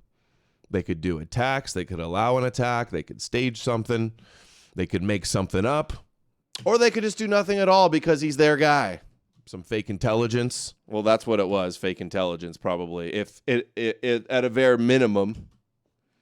So this is before Trump was elected. If he were to get taken out, what, J.D. Vance, Peter Thiel's guy, that as soon as he got nominated for vice president, or before he got elected, he went to the wall, paid his homage to the Western Wall in Israel, J.D. Vance, vice president. And then as soon as he got elected, they went to the RNC, and he was giving the interview saying that we need to hit Iran hard, no more messing around with Iran. signaling. I just played that clip. Going to give them. Just played that clip. And it happened. Russia, China versus the West. The Gog and Magog plan. All the puzzle pieces in place. What a coincidence. With Donald Trump, the messianic figure and the savior, the guy that's going to save us from World War III and save the world and save Israel and make Israel great again. You think Trump's going to let them get destroyed? They're going to keep provoking all of their neighbors. It's only escalating. The war's only escalated through the rest of Gaza and with the Houthis and with Hezbollah, especially. The assassinations of the leaders of Hamas in Iran's capital. All this provocation. The pagers blowing up. It's like they're begging everybody to attack them so that America can step in. It's not looking good, guys. And Trump's going to be their guy. Either way, they got it. They could take, if they wanted to, they could take him out, and that's the justification for Iran. Or better yet, they leave him in, and Trump's going to be the guy that sees the downfall of Edom in Gog and Magog. Like by getting us into war with Iran. But this is before the election, a month or several weeks before the election with Trump 2024. It's like 2016. So Colonel McGregor said, elect Trump and keeps you out of war. And I said, Trump's going to be the guy that's going to get us in war with Iran. And he's the famous general that's on all over mainstream media all the time and on all the big platforms. And I was right and he was wrong. How about that? Who could have guessed? We're going to blow you to smithereens. This type of rhetoric escalating with Trump. People are going like, oh, Trump's going to save us, or it'll be Biden and Kamala that get us in World War III. Trump's the loose handle, the egomaniac with the Messiah complex. Trump will be the one, and then America will be blamed for it. We'll take the fall. He'll be the scapegoat. America will be scapegoated, and the West will fall according to their Kabbalistic and Dugan plan. And there would. He calls for nuking Iran. Netanyahu's wanted this for, September 25th, 2024. A month before the election. Or actually, this is just when is the November? So 2 months before the election. Forever. And it just so happens to align completely with the Persia and Gog against Edom and Times Kabbalistic plan. The Christian-Muslim alliance amongst Russia and Iran versus the Christian Zionist Judeo-West, Judeo-Christian West. Iran is trying to kill President Trump. That's an act of war. Come on. Dude, this is what they did to get us in war with Iraq. Same type of lies. They claim that they want to assassinate Trump so that that's an act of war. So we got to go to war with them because some Jews are saying that they want to assassinate Trump.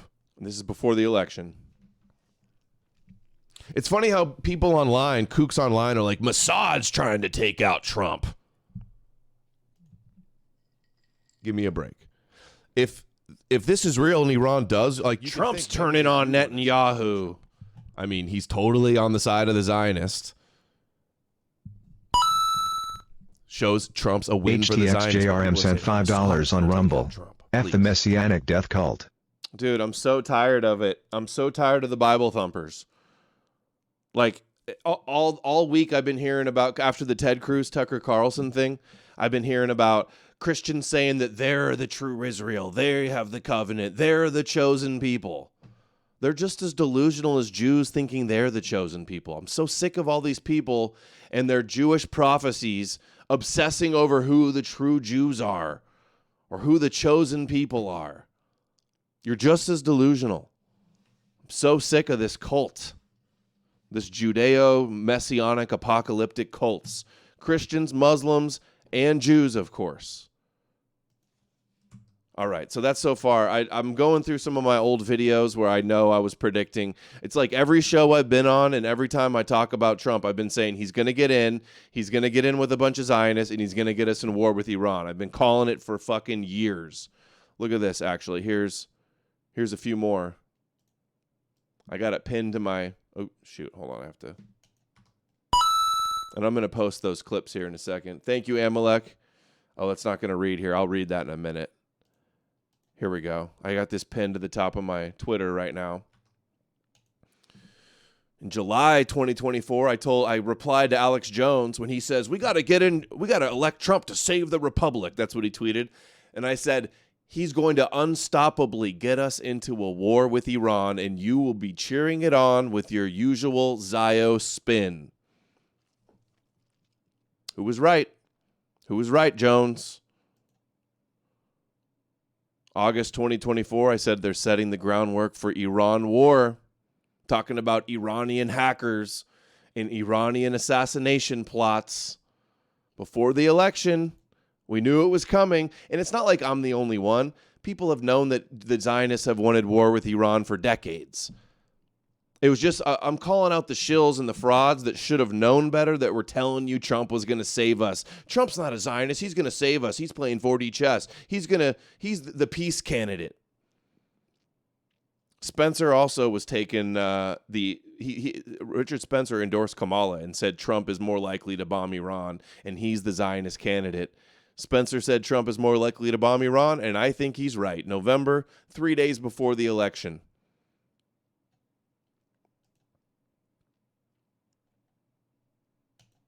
October 7th, 2023, the October 7th attack, on the day I said biblical Gog and Magog is going down. It starts with war with Iran. The rabbis say it could be either way, that Iran could fall to us or we could fall to Iran, but then it's going to go to Russia sent $20 and China. On Rumble. Thanks, buddy. 2 weeks to flatten the curve. How many weeks now to flatten Iran? Sad. Right. It's going to be the same lie. Exactly. I had said that earlier. Social Observer sent $5 on Rumble. So Harrison Smith wants to interview you now. He does. I tweeted at him a few minutes ago. I said I was right. Oh, wait, here we go.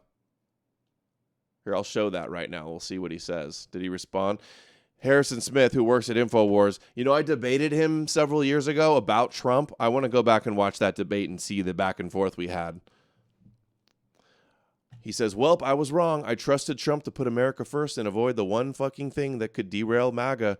Based on his track record, his promises during the campaign, and the abject stupidity of another Mideast war, I thought he knew better. We have been betrayed." I said, I was right, Harrison. Going to watch our debate from years ago and see what we said about Trump. He doesn't say he wants to talk to me now. I don't know why you're saying that. October 7th, I knew the Iran war was coming. This is where it starts. Amalek Defamation League says, the world is starting to look more and more like the plot of Star Wars prequels every day. Republic of Edom versus the Confederacy of Ishmael, both ultimately working for the Jewish Sith Lords. It reminds me of the Dune prophecy stuff, too. The apocalyptic war that's going to be in the next Dune movie.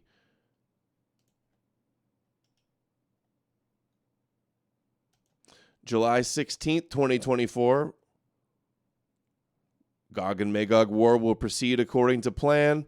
Moshiach Trump will preside over Edom for Gog and Magog, which, as you guys know, means war with Edom and Iran and Russia.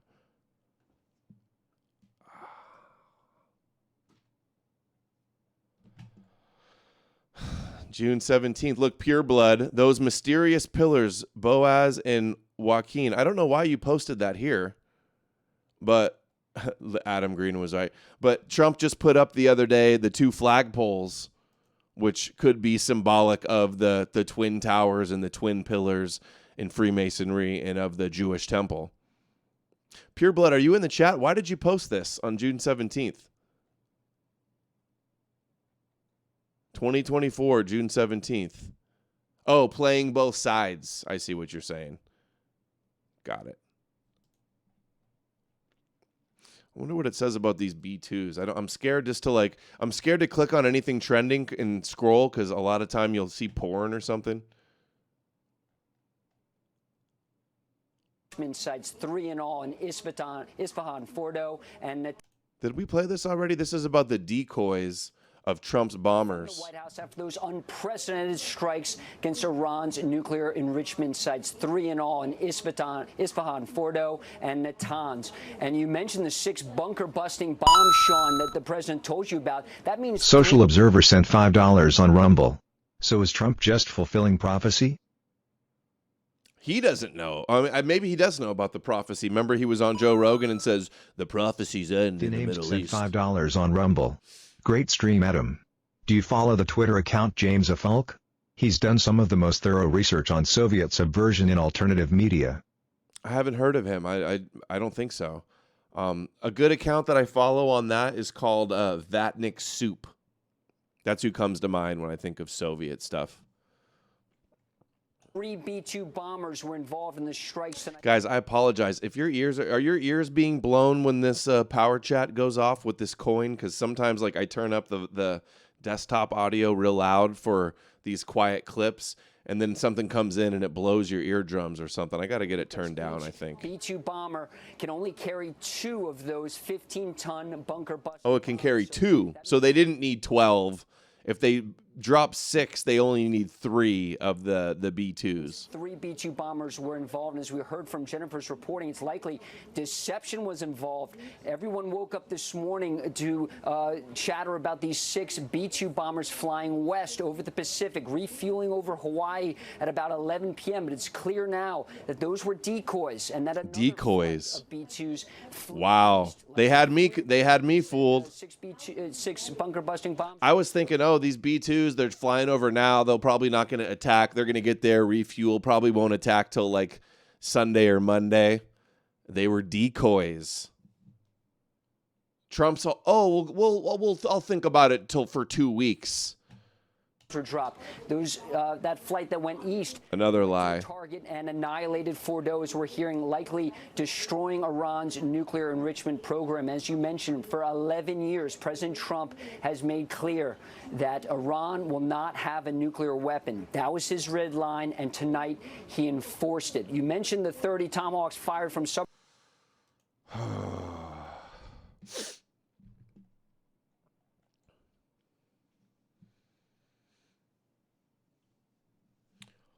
I'm looking on Rumble. For some reason, we've got over 600 people watching. I should be on the second page of live streams, and I'm not. That's unfortunate that I'm being hidden on Rumbles. Not that anybody's scrolling to the second page to see me. The names sent $5 on Rumble. He did a great and well-researched report on the long ties between InfoWars and the Kremlin. Kurt Nimmo apparently had Marxist leanings. It even mentions Jay Dyer and the Orthodox Christian Ops.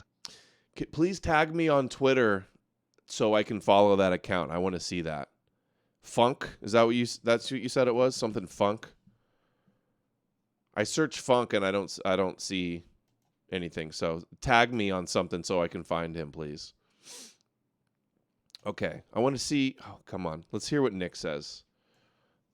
See what Nick is saying right now. I will coming week starting Monday, so be sure to tune in.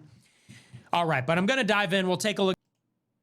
Oh, he's already on at the super chats. And we'll see. Grow I percent $10. Started reading Spy Fail after you mentioned it a couple days ago. Okay. Detailed Well, I guess we Israeli missed intelligence the analysis. Let's see. Who else can we watch? What time is it? Okay. I was, if it was a little earlier, I was going to go maybe to help get the girls' teeth brushed and showered and ready for bed, but they're probably already asleep. Okay, let's see. Guys, let me know in the chat if you guys have any links or Twitter or live streams or anything you want me to get to. Any other breaking news that I'm missing? Okay, I see Dominic in the chat says, Iran Supreme Leader responds to the U.S. strikes on Iranian nuclear facilities. Says, quote, Americans should expect greater damage and blows than ever before, he says. I know, they're acting like Trump's bringing peace. He's going to throw the world into chaos. And We're not safer now. We're more at risk than we've ever been now because of this. Gas prices are going to go up. Stock market and economies are going to crash. Social Observer, Trump is doing the opposite of what he campaigned. Well, he bullshitted on his campaign. He promised you peace and no World War III, but he also said he's going to be the greatest president for Israel ever and that Iran can't have nukes. So it's like he just bullshitted and told everybody what they wanted to hear. Ryan Dawson on? I thought about having him back on today, given everything that's happening. Hey, Dawson, where's your boy Putin? I thought Putin had Iran's back. I thought he had Syria and Iran's back, and he wasn't a Zionist. Why is he sitting this one out so much, buddy?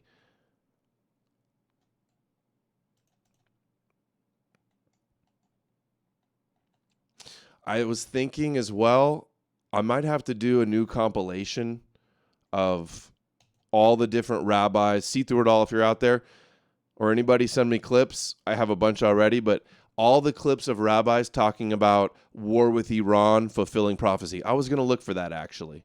The ad that's playing before Rumble videos now. I tweeted it out this morning. Let's see. Here it is. That's what I wanted to play. So here's the ad that I saw the other day on Rumble, and it played for me when I tried to watch Alex Jones some today, too. Christian Goyslop. The prophecy, the war with Iran and the prophecies, and you need to be a prepper and get prepared. There's a terrifying biblical prophecy unfolding right now, and almost no one is talking about it. If you've been paying attention, you have seen the signs. War erupting between Israel and Iran, riots breaking out in American cities, and a nation more divided, confused, and unstable than ever before. We are witnessing prophecy in real time. Oh, trust the plan, Goy. The Jews are fulfilling their prophecy. Donald Trump is fulfilling their prophecy. Pop the bad dude sent Thanks, $10. buddy. Watched Nick past few streams. Called Trump a Jew Trojan horse. Talked about report from Hirsch that said Trump will decide within 2 weeks if bombs will drop. Coincidentally, Mossad also came with report that said Iran will have nukes in 2 weeks. No, I thought Seymour Hirsch said that there would be the bombing would happen this weekend. That's what I had heard, and he was right about that. And yeah, Nick, to his credit, since before the election, he didn't shill for Trump right before the election. He finally got it right on Trump, despite the fact of being his biggest cheerleader for the 8 years before that. But no, he did. Everybody's saying Nick was right. Nick was right. He did say Trump was a Zionist and going to go to war with Iran and stuff right before the election. So, but some of us were saying it for the last 8 years while you were cheerleading for Trump and pledging your allegiance to Trump just last year. And telling people that Laura Loomer is America first. Okay, let's finish this. And unstable than ever before. We are witnessing prophecy in real time, and it's all leading to something much, much worse. Ezekiel 38 speaks of a time when Israel will be attacked by a coalition from the north. Gog and Magog. Scholars have long debated who that attacker could be, but with Iran openly calling for Israel's destruction and missiles already flying, the answer may finally be clear. Is it Iran calling for their destruction or Israel calling for their destruction? Like, which came first? And it's not scholars are deciding. The rabbis have been saying that Russia and Iran are Gog and Persia and Gog and Magog. That's who it says. And then the West is Edom for hundreds of years, if not more. So who really had the plan?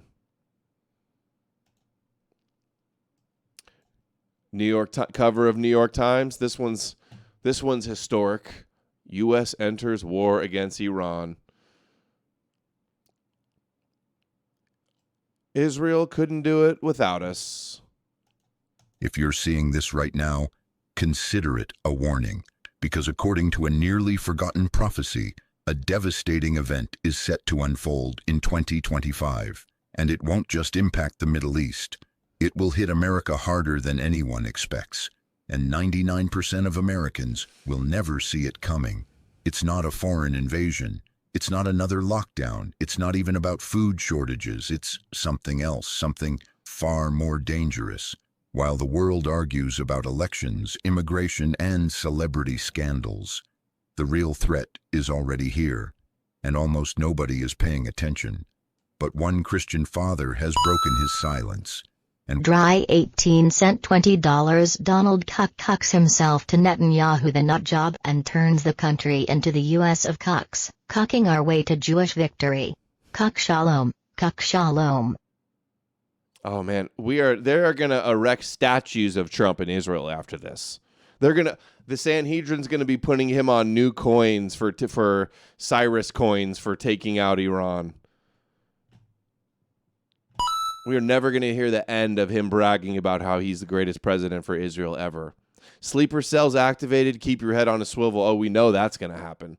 They've only been signaling that since October 7th and before. And hey, thank you, Dwyer18. I've never seen your name before. Thanks for the big dono there. Appreciate the support, buddy. And what he's uncovered inside Scripture and current events has already led thousands of believers to quietly prepare, because when this hits, the media won't say a word. So there's your ads on Rumble. Peter Thiel owned, right? Feel like you're watching Don't Look Up, and instead it's a end times war plan. This isn't happening. Okay, we don't want to watch that whole thing right now. Let's see. Islamic Republic. Why does this keep popping up? The apology form. Thanks, Amalek. Yeah, guys, send your apology form. I was right about Trump all along. Rumble. Brigadier General Tanksiri, commander of the IRGC Navy, the Strait of Hormuz will be closed within a few hours. And they knew that was coming. When they close it, Trump's just gonna bomb them some more until they open it? Or are we just gonna accept that it's closed? And Fox News sold us the other day just drop a couple bombs and it'll be all over with.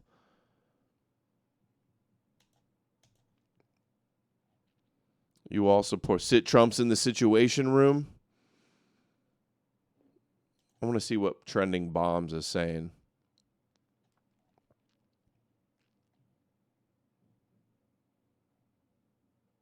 I saw this one.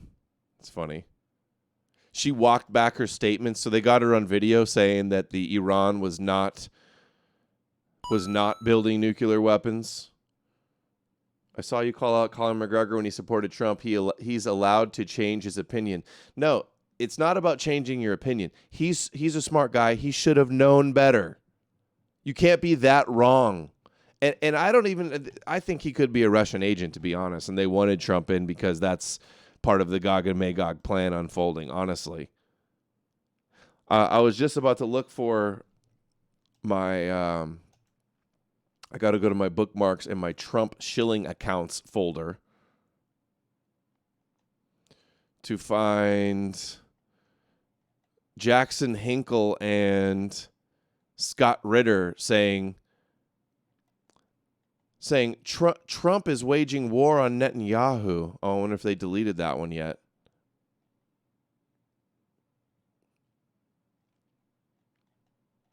Where is it? You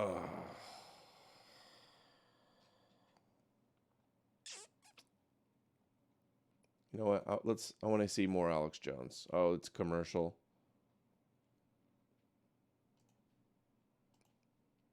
Oh, we're almost at 2 hours. I'm probably going to wrap it soon.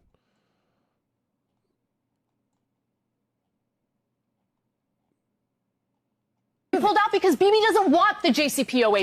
Why did Trump pull out? He pulled out because Bibi doesn't want the JCPOA. Bibi wanted to go to war with Iran. He's wanted regime change in Iran for decades. So you're saying that Bibi Netanyahu controls Trump? Trump's the most honest person in the world. You're saying that Bibi Netanyahu controls Trump. Is that what you're saying? Yes, I do. Okay. I think the Israeli government controls our government. Yes. Well, that's your opinion. Base, Anna. But that's entitled to your opinion. It's based on AIPAC. So you're saying that Trump... It's based on money and politics. It's based on the fact that Netanyahu go to the U.S. to invade Iraq and then didn't even send IDF soldiers. He had 4,000 of our soldiers die in Iraq based on a false premise of weapons of mass destruction. River, like you care about American soldiers. I do care about American soldiers, and I care about American taxpayers who spend trillions of dollars on this trash when we are dealing with $37 trillion in debt. So now you're a fiscal conservative. Yeah, I am a fiscal conservative when it comes to spending our resources on wars that we shouldn't be fighting on behalf of a foreign country. Let me understand this. You're saying that Trump is so weak and such a pussy that he just listens to whatever Bibi does? Is that what you're saying? I don't think he's weak or a pussy. I think he's transactional. I think he's transactional.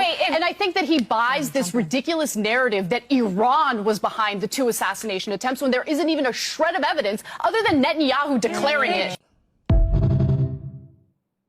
Nice. Anna's coming in clutch. Like, look at this. Here's Scott Ritter. I posted this in September 2024. Scott Ritter has been, and others have been saying Israel will be destroyed by Iran and Hezbollah. Why would anyone listen to him after getting things so wrong? Scott Ritter's shocking truth. Iran and Hezbollah outmatch the IDF. Israel's brutal defeat inevitable. So why is anybody listening to this guy anymore?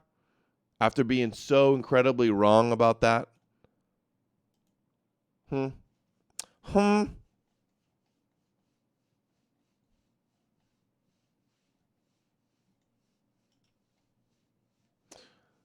Is this really the one? Everybody keeps sharing this.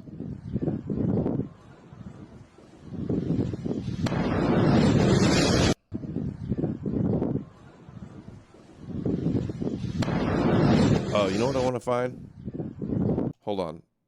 I want to look up Trump on Joe Rogan talking about prophecy. Let's see. Trump knows the plan. He knows the blueprint.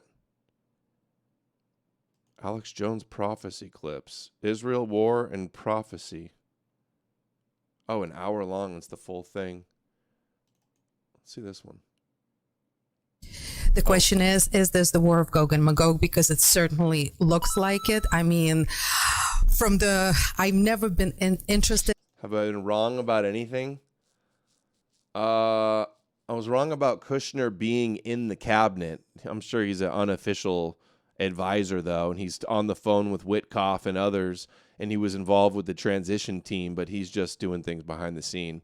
But I thought he would have a position. That's the first thing that comes to mind. Man, I look up prophecy, there's so many videos, but I can't find the Trump prophecy. Alex Jones end times prophecy clip. And the devil is very real.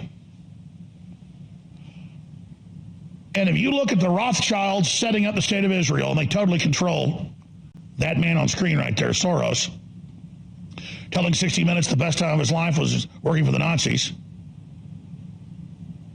If you don't understand that Israel's been set up to bring in this whole global collapse and to bring in this whole battle of the gods in the Middle East, the Guder Damarong, then you're not studying what the New World Order is up to. Oh, that's what I want to find. Remember Ian Carroll on Joe Rogan? He said he thinks Trump is running a coup against Netanyahu. Remember when Ian Carroll told us that? Oh, but it doesn't matter. He'll still get like 5,000 likes on everything he pushes, on every tweet he makes. Being that incredibly wrong. Dude, I'm just not able to find anything right now. I went live because of the breaking news without having everything prepared.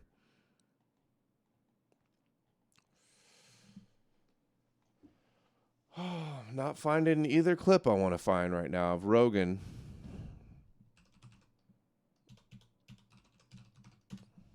Ow. Just poked myself in the eye.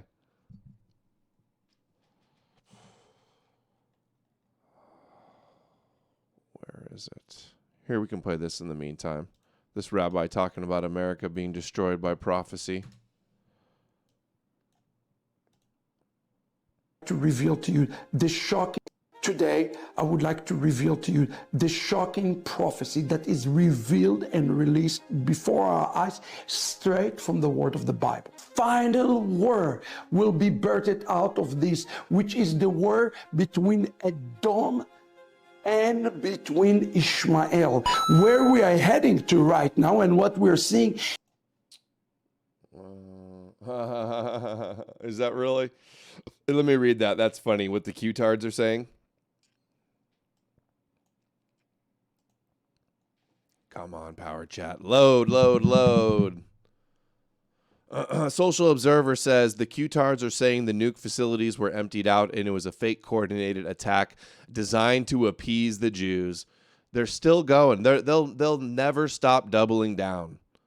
Unbelievable. Is the birth pangs that will lead to the worst of all wars will be the war between Ishmael and between Edom, which will be more grievous than the two other wars, as it is said, from the grievous of this war. And what will be the result? From there the son of David will flourish, and he will see the destruction of both kingdoms. Rabbi Joshua, son of Levi, said, Rome is destined to fall into the hand of Persia. What? Edom is going to fall to Persia. There are only two nations today that are fighting against each other, and it is the United States of America in Iran. Do not believe to anything that says that there will be a peace agreement or some sort of agreement between United States to Iran. It is not going to happen, because that, friends, is the battle of all battles that is coming. And here the rabbi said that there is a strong possibility that Edom will lose to Persia. And we know who is Persia. Who is in conflict with Persia today? In Persia today, the conflict is with the United States. United States is Edom. But the rabbi disagree and say there is another possibility that Persia is destined to fall to the hand of Edom. Friends, there is a possibility. Guys, you got to do 5 for it to read. Fulv already just posted. Okay, hold on. Let me just see that on Rumble.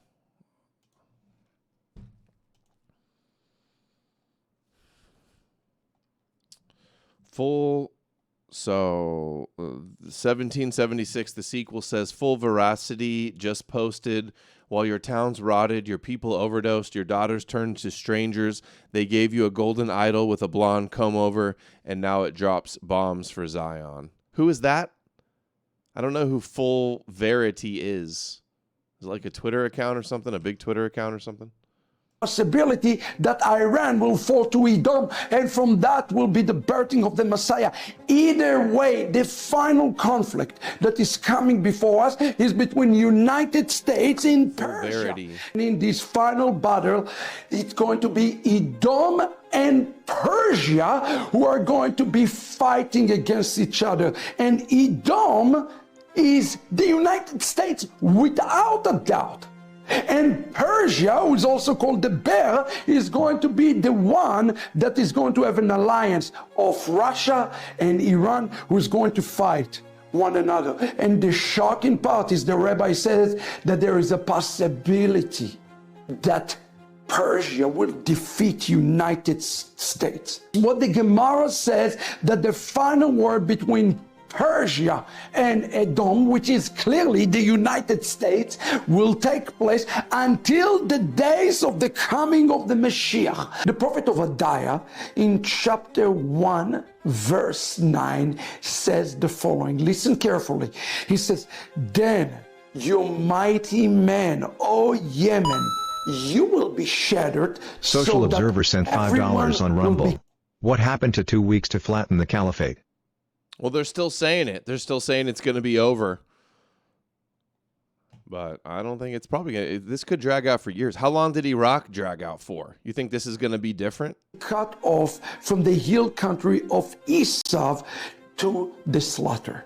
You see, there is always a connection between Yemen and Esav and Edom. And we have to understand this connection.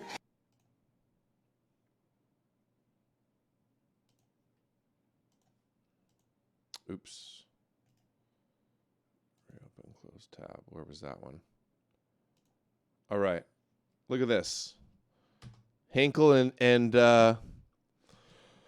Scott Ritter, October 2024. The end of Israel. This is the end of Israel. That's what they were telling you. How's that working out, guys? I said, did these Russian agents not realize Trump will drag us into World War III with Iran, Russia, and China before Israel goes down? This is October 2024, before the election, before Trump got elected. Are people going to care that these guys got shit totally wrong? Hey, 757 watching on Rumble. Guess World War III brings out the people.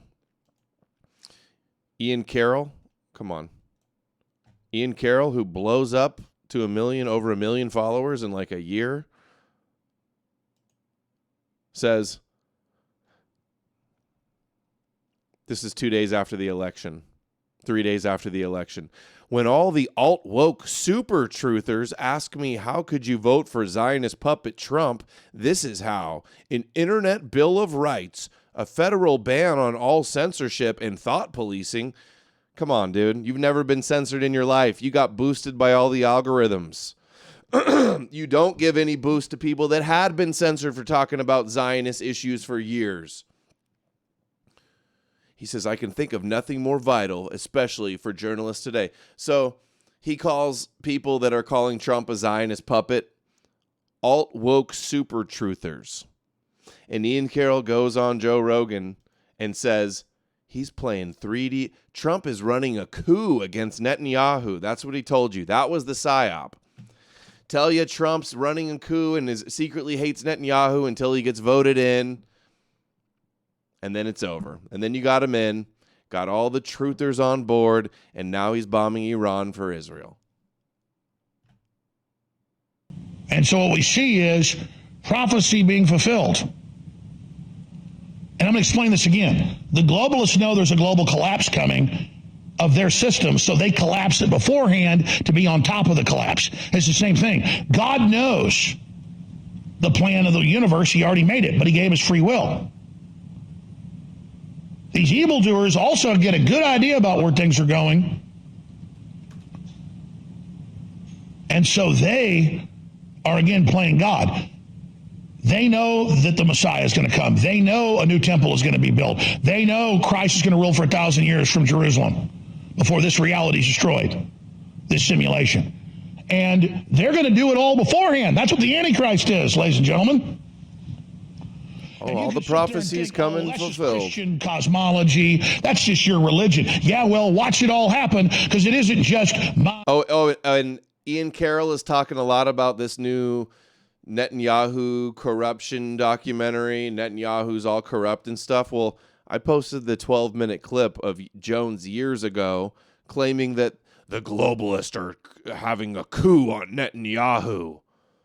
Netanyahu's pro-America and the Trump agenda. Here comes the cavalry and Netanyahu, and all the anti-Semitic Netanyahu haters are with Soros and the Muslims. You going to say anything about your buddy Alex Jones shilling for Netanyahu and defending him from his corruption charges, saying it's a Soros globalist coup? Religion. There's a struggle between good and evil going on in all of us. And it's particularly going on... Social Observer sent $5 on Rumble. Curious to know, based on your historical research, what are your thoughts on Jews owning most of the bookstores and hiding certain books that incriminated them?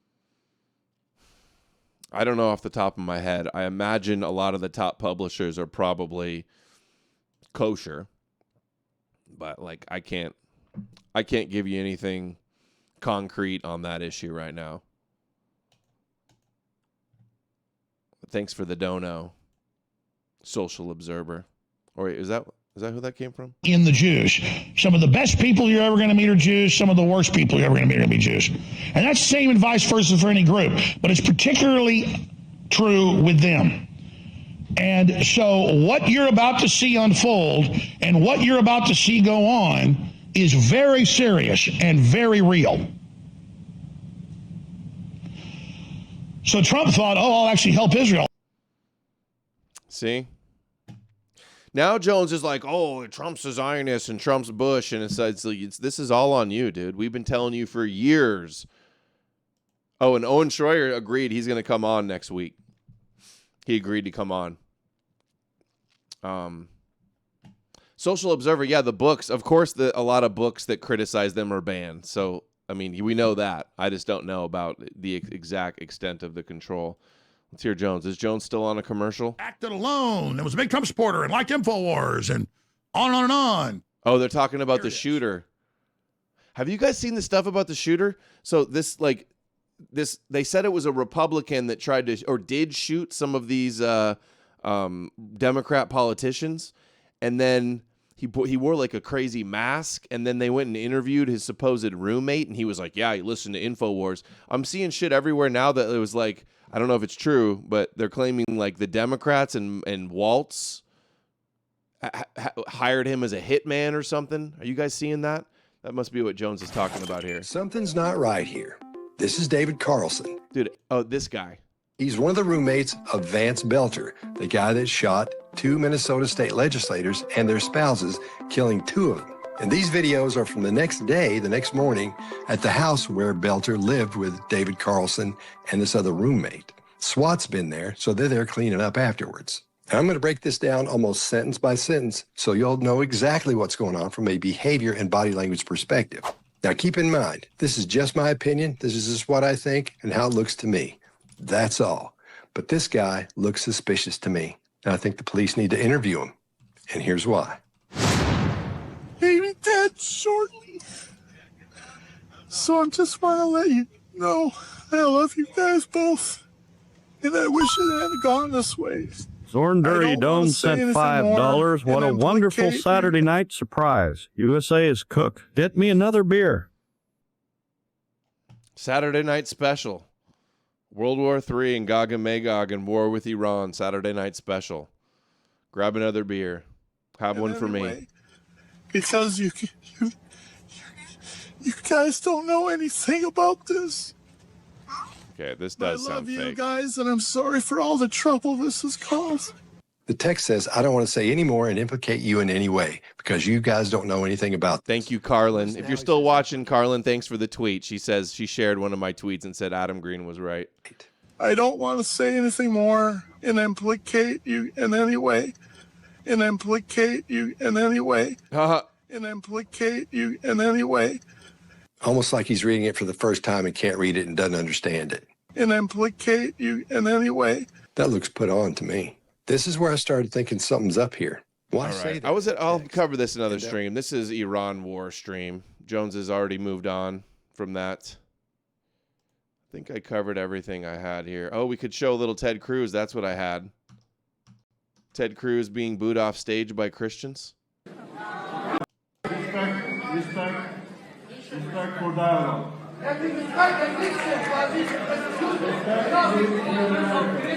I will say this, I am saddened to see that some here, not everyone, but some here, are so consumed with hate. That you cannot address your brother. I will say this. You speak for yourself. If you will not stand with Israel and the Jews, no, then I will not stand with you. Thank you, and God bless you. Look at this. Iran says its nuclear facilities, all 3 of them, are safe after U.S. airstrikes. They found no harmful substances or damage. AP reports. Is that for real? So I guess, what if that's the case? If they dropped a bunch of bunker busters and it didn't even destroy anything. Really? What a twist that would be. Respect. Hold on. I saw this too I wanted to show.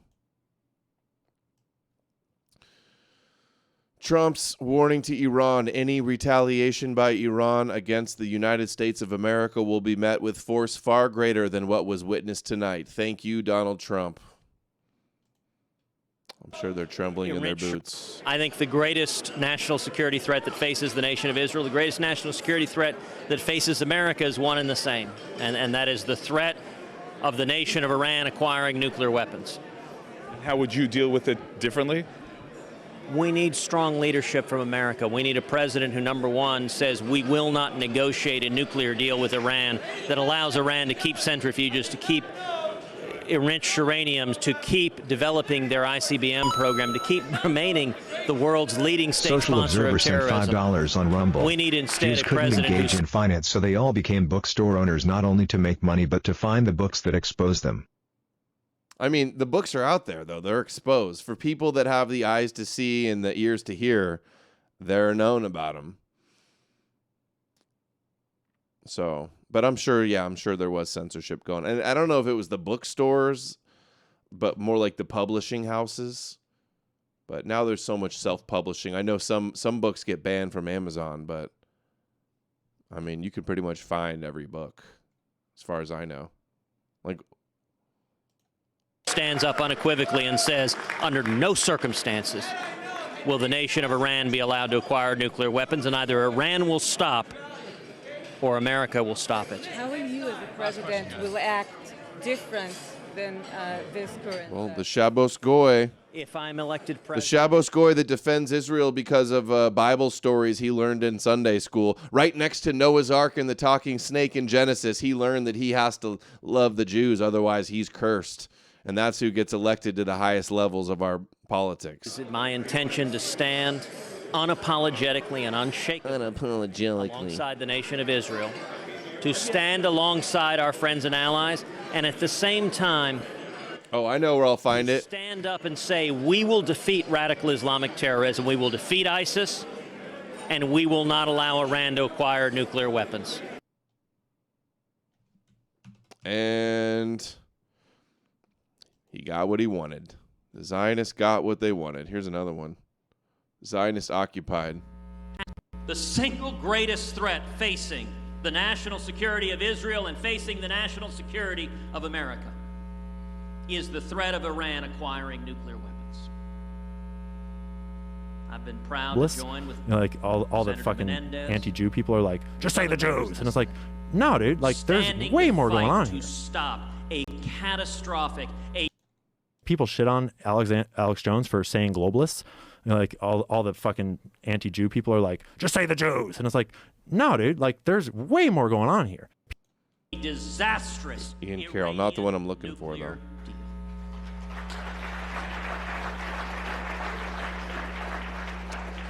Today, the lead negotiator for the United States of the Iranian nuclear deal, Wendy Sherman, announced her resignation.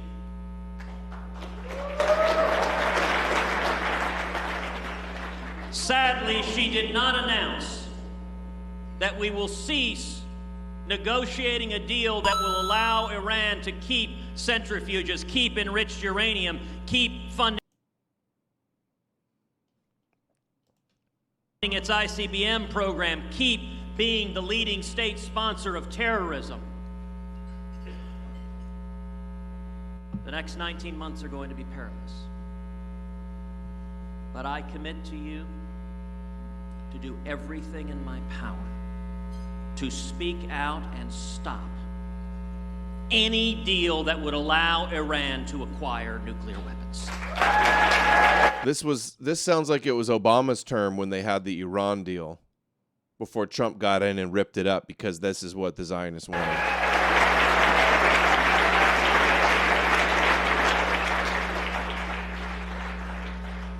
And then let us think about tomorrow.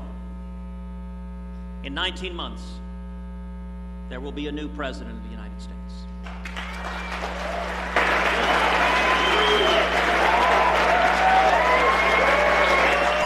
And that would be Trump. Corn Pop the bad dude sent $5. It's going to be really something if this country falls for the they got WMD's argument again. They already did fall for it. That was this whole thing. It's the same exact talking point. A mushroom cloud's going to go off. It's going to be really something if this country falls for they got WMD's argument. Again, they did. They already did. So it is something. You're right. Zorinder Edom also says, I've been listening to a lot of rational analysis that leads me to believe indeed Iran could not possibly have had its nuclear program destroyed. Trump is lying. F. Ted Cruz. I'm just hearing about Iran attack.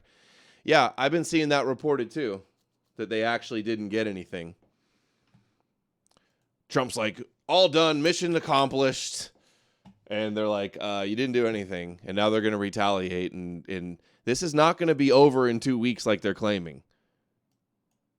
It's probably going to drag out even longer than Iraq. Instead of a president who boycotts Prime Minister Netanyahu, imagine America standing unapologetically with the nation of Israel. Unapologetically.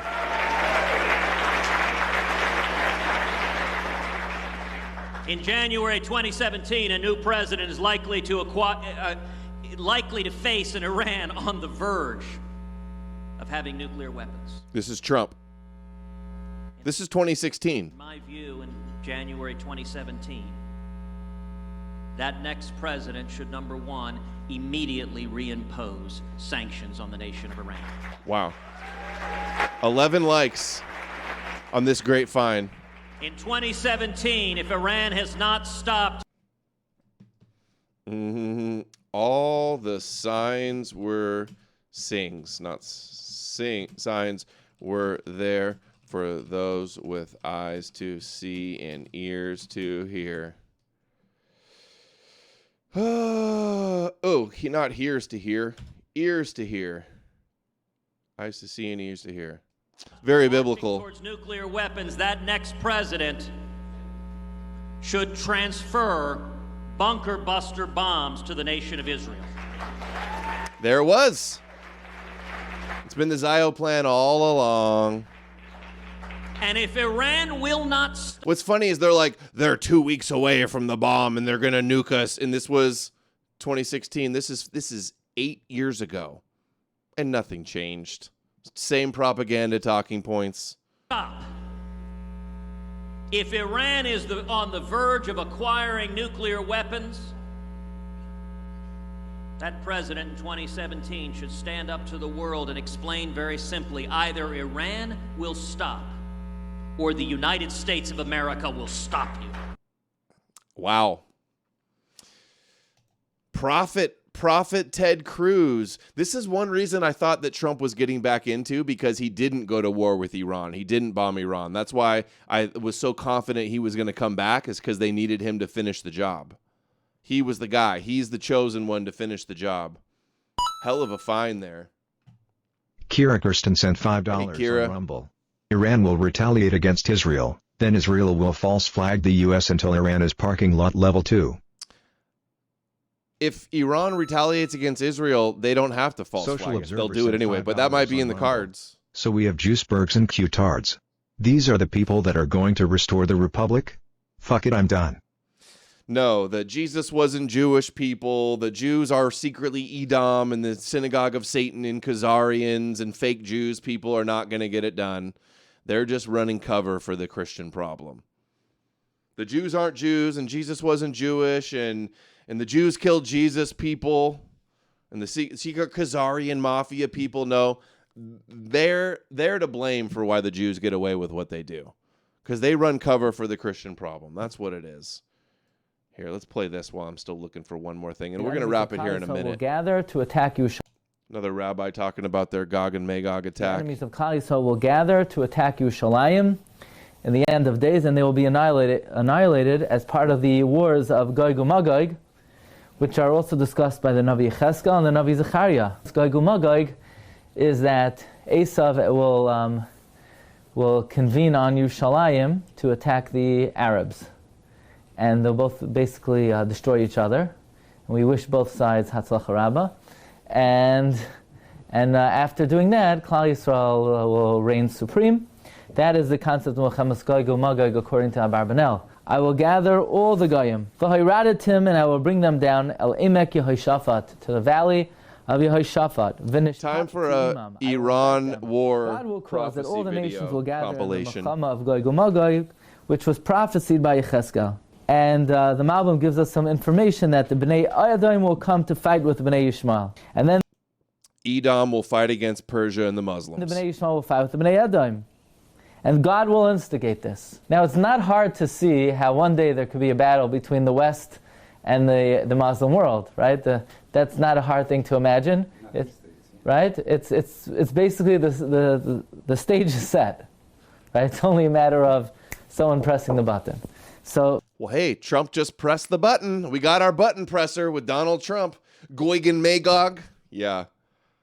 That's the prediction of Melchemes Gog and Magog, according to the Malbim. Edom will be aroused to conquer Eretz Yisrael. Basically like this is the prediction. America will come and said enough is enough, those Arabs in the Holy Land, and they're going to come to the Middle East. They'll knock off the Egyptians, who are from Yishmael. And then the other Yishmaelim who don't like the Egyptians will say, look, we don't like the Egyptians, we don't like the West even more.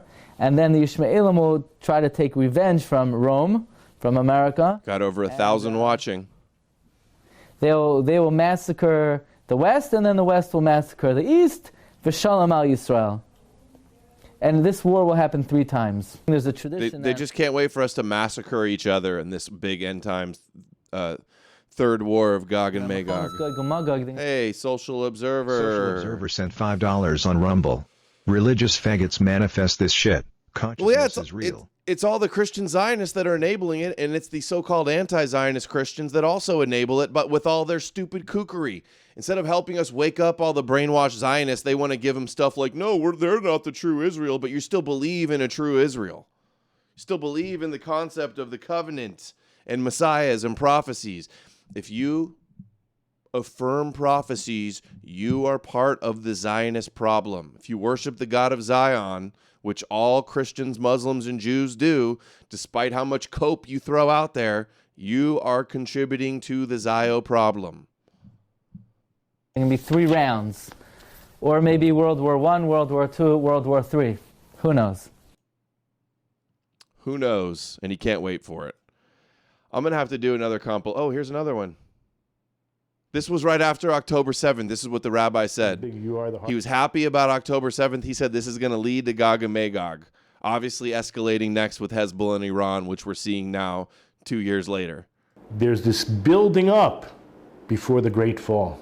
I'm sure you've heard the expression, the bigger you are, the harder you fall. You know, as Satan, as the nations are coming to an end. WOOs us sent $5 on Rumble. Another one for tonight because more people need to leave the Matrix. THX for what you do. How can one send you material to show how Islamic eschatology plays into this? You can tag me on Twitter or email me at knowmorenews@protonmail.com. And I look forward to seeing that. But I already know how it fills in. They believe in their Mahdi has to come, which is Jesus. They believe Jesus is going to return to destroy the Dajjal, the one-eyed Antichrist, who they believe is like the Jewish Messiah, right? That pretty much sums it up. There's going to be end times war. They believe they're going to be persecuted. Johnston sent $10. Cruz is such a slime ball, he's almost counterproductive to their message. He is a slime ball, but the Zionists still love him. They still love him. Oh, right. Frog McGee sent $5. I hope the Iranian people, civilians, stay safe out there. And same with what's left of the victims of Gaza and everyone globally by Israel and America, Abrahamics, and the rest of the powers. To be, Adam, stay safe. Same with your family as well, man. Yeah, I hope everybody stays safe. And that maybe is one thing about this latest attack from Trump is it seems unlikely that there's been a bunch of civilian casualties on the Trump bunker buster bombs. Hopefully only nuclear facilities. I wonder if we'll see videos of dead, blown up kids or not. Dome sent $5. I I will be rechecking my rifles and gear tomorrow. What? Bummer. Must say the level of noticing is so out of control. I figured something had to break here. Noticing so out of control that Trump just bombed Iran, so the noticing isn't having that effective, is it? The Zionists have more powerful than ever. Israel's getting Gaza and taking out their biggest enemy with their greatest messianic figure, Trump. So like, well, that's what the noticing has led to. That's what decades of they're the synagogue of Satan and they'd kill Jesus and they're fake Jews. That's where it's led us to. And people are just going to keep doubling down with the kosher nonsense that gets propped up on the internet while we're suppressed and blacklisted. Look, he says the nations are Satan and we're coming to an end. This is right after October 7th. This rabbi made this video. He was happy about it. He said October 7th, he believed the redemption was near because of it. You fall, as Satan, as the nations are coming to an end, and they realize, wow, then the ugly head raises its head, so to speak. So I'm going to make a statement that Hashem has given them a false hope of victory. Yishmael, Esav, the nations. I want to mention something. Hoshana Rabbah is the final judgment on the nations. And I repeat what I said in the beginning. God saw fit to bring the Geula faster and closer. That's why immediately the following day this happened. And the fact that I mentioned that every single Social Observer sent $5 on Rumble. Adam, you should interview Devin Stack. That would break the internet. He was just on Tuesday, and it did fairly well, but it definitely didn't break the internet. In fact, when he posted on his Twitter, there was just a bunch of Christians in there calling me Jewish. See, that's how they suppress this stuff. With the Christian liars as the first line of defense, like triggered babies lying their asses off about me. You missed it. Devin was on last week. I created a cool thumbnail meme. It was called I Told You So and No Refunds. Or Fell for It Again award. That's what it was. You fell for it again. So yeah, check that out last week. You missed it. Failure happened. It's called the hand of God. Everyone has to know this is... So October 7th failure, he says it's the hand of God. It's unbelievable. It means Gog and Magog is here. Unbelievable. It couldn't have happened other than Hashem, I'm going to use the word, allowed it to happen, made it happen, was the producer and choreographer of this, and it's all going to be ultimately, we don't see it now, it's ultimately going to be for the good and the downfall of the entire empire of Ishmael. And there goes the empire of Persia and the Muslims. All right. Okay. We're at 2.5 hours. I think we're going to close it out. I think we about covered enough. Huge show tonight, guys. Appreciate everybody for the support. I'll be back tomorrow if there's any super important news. If not, I'll be back on Monday, 2 p.m. Eastern. Owen Schroyer agreed to come on the show. We don't have a day booked yet, but that'll probably happen maybe late next week or early the week after that.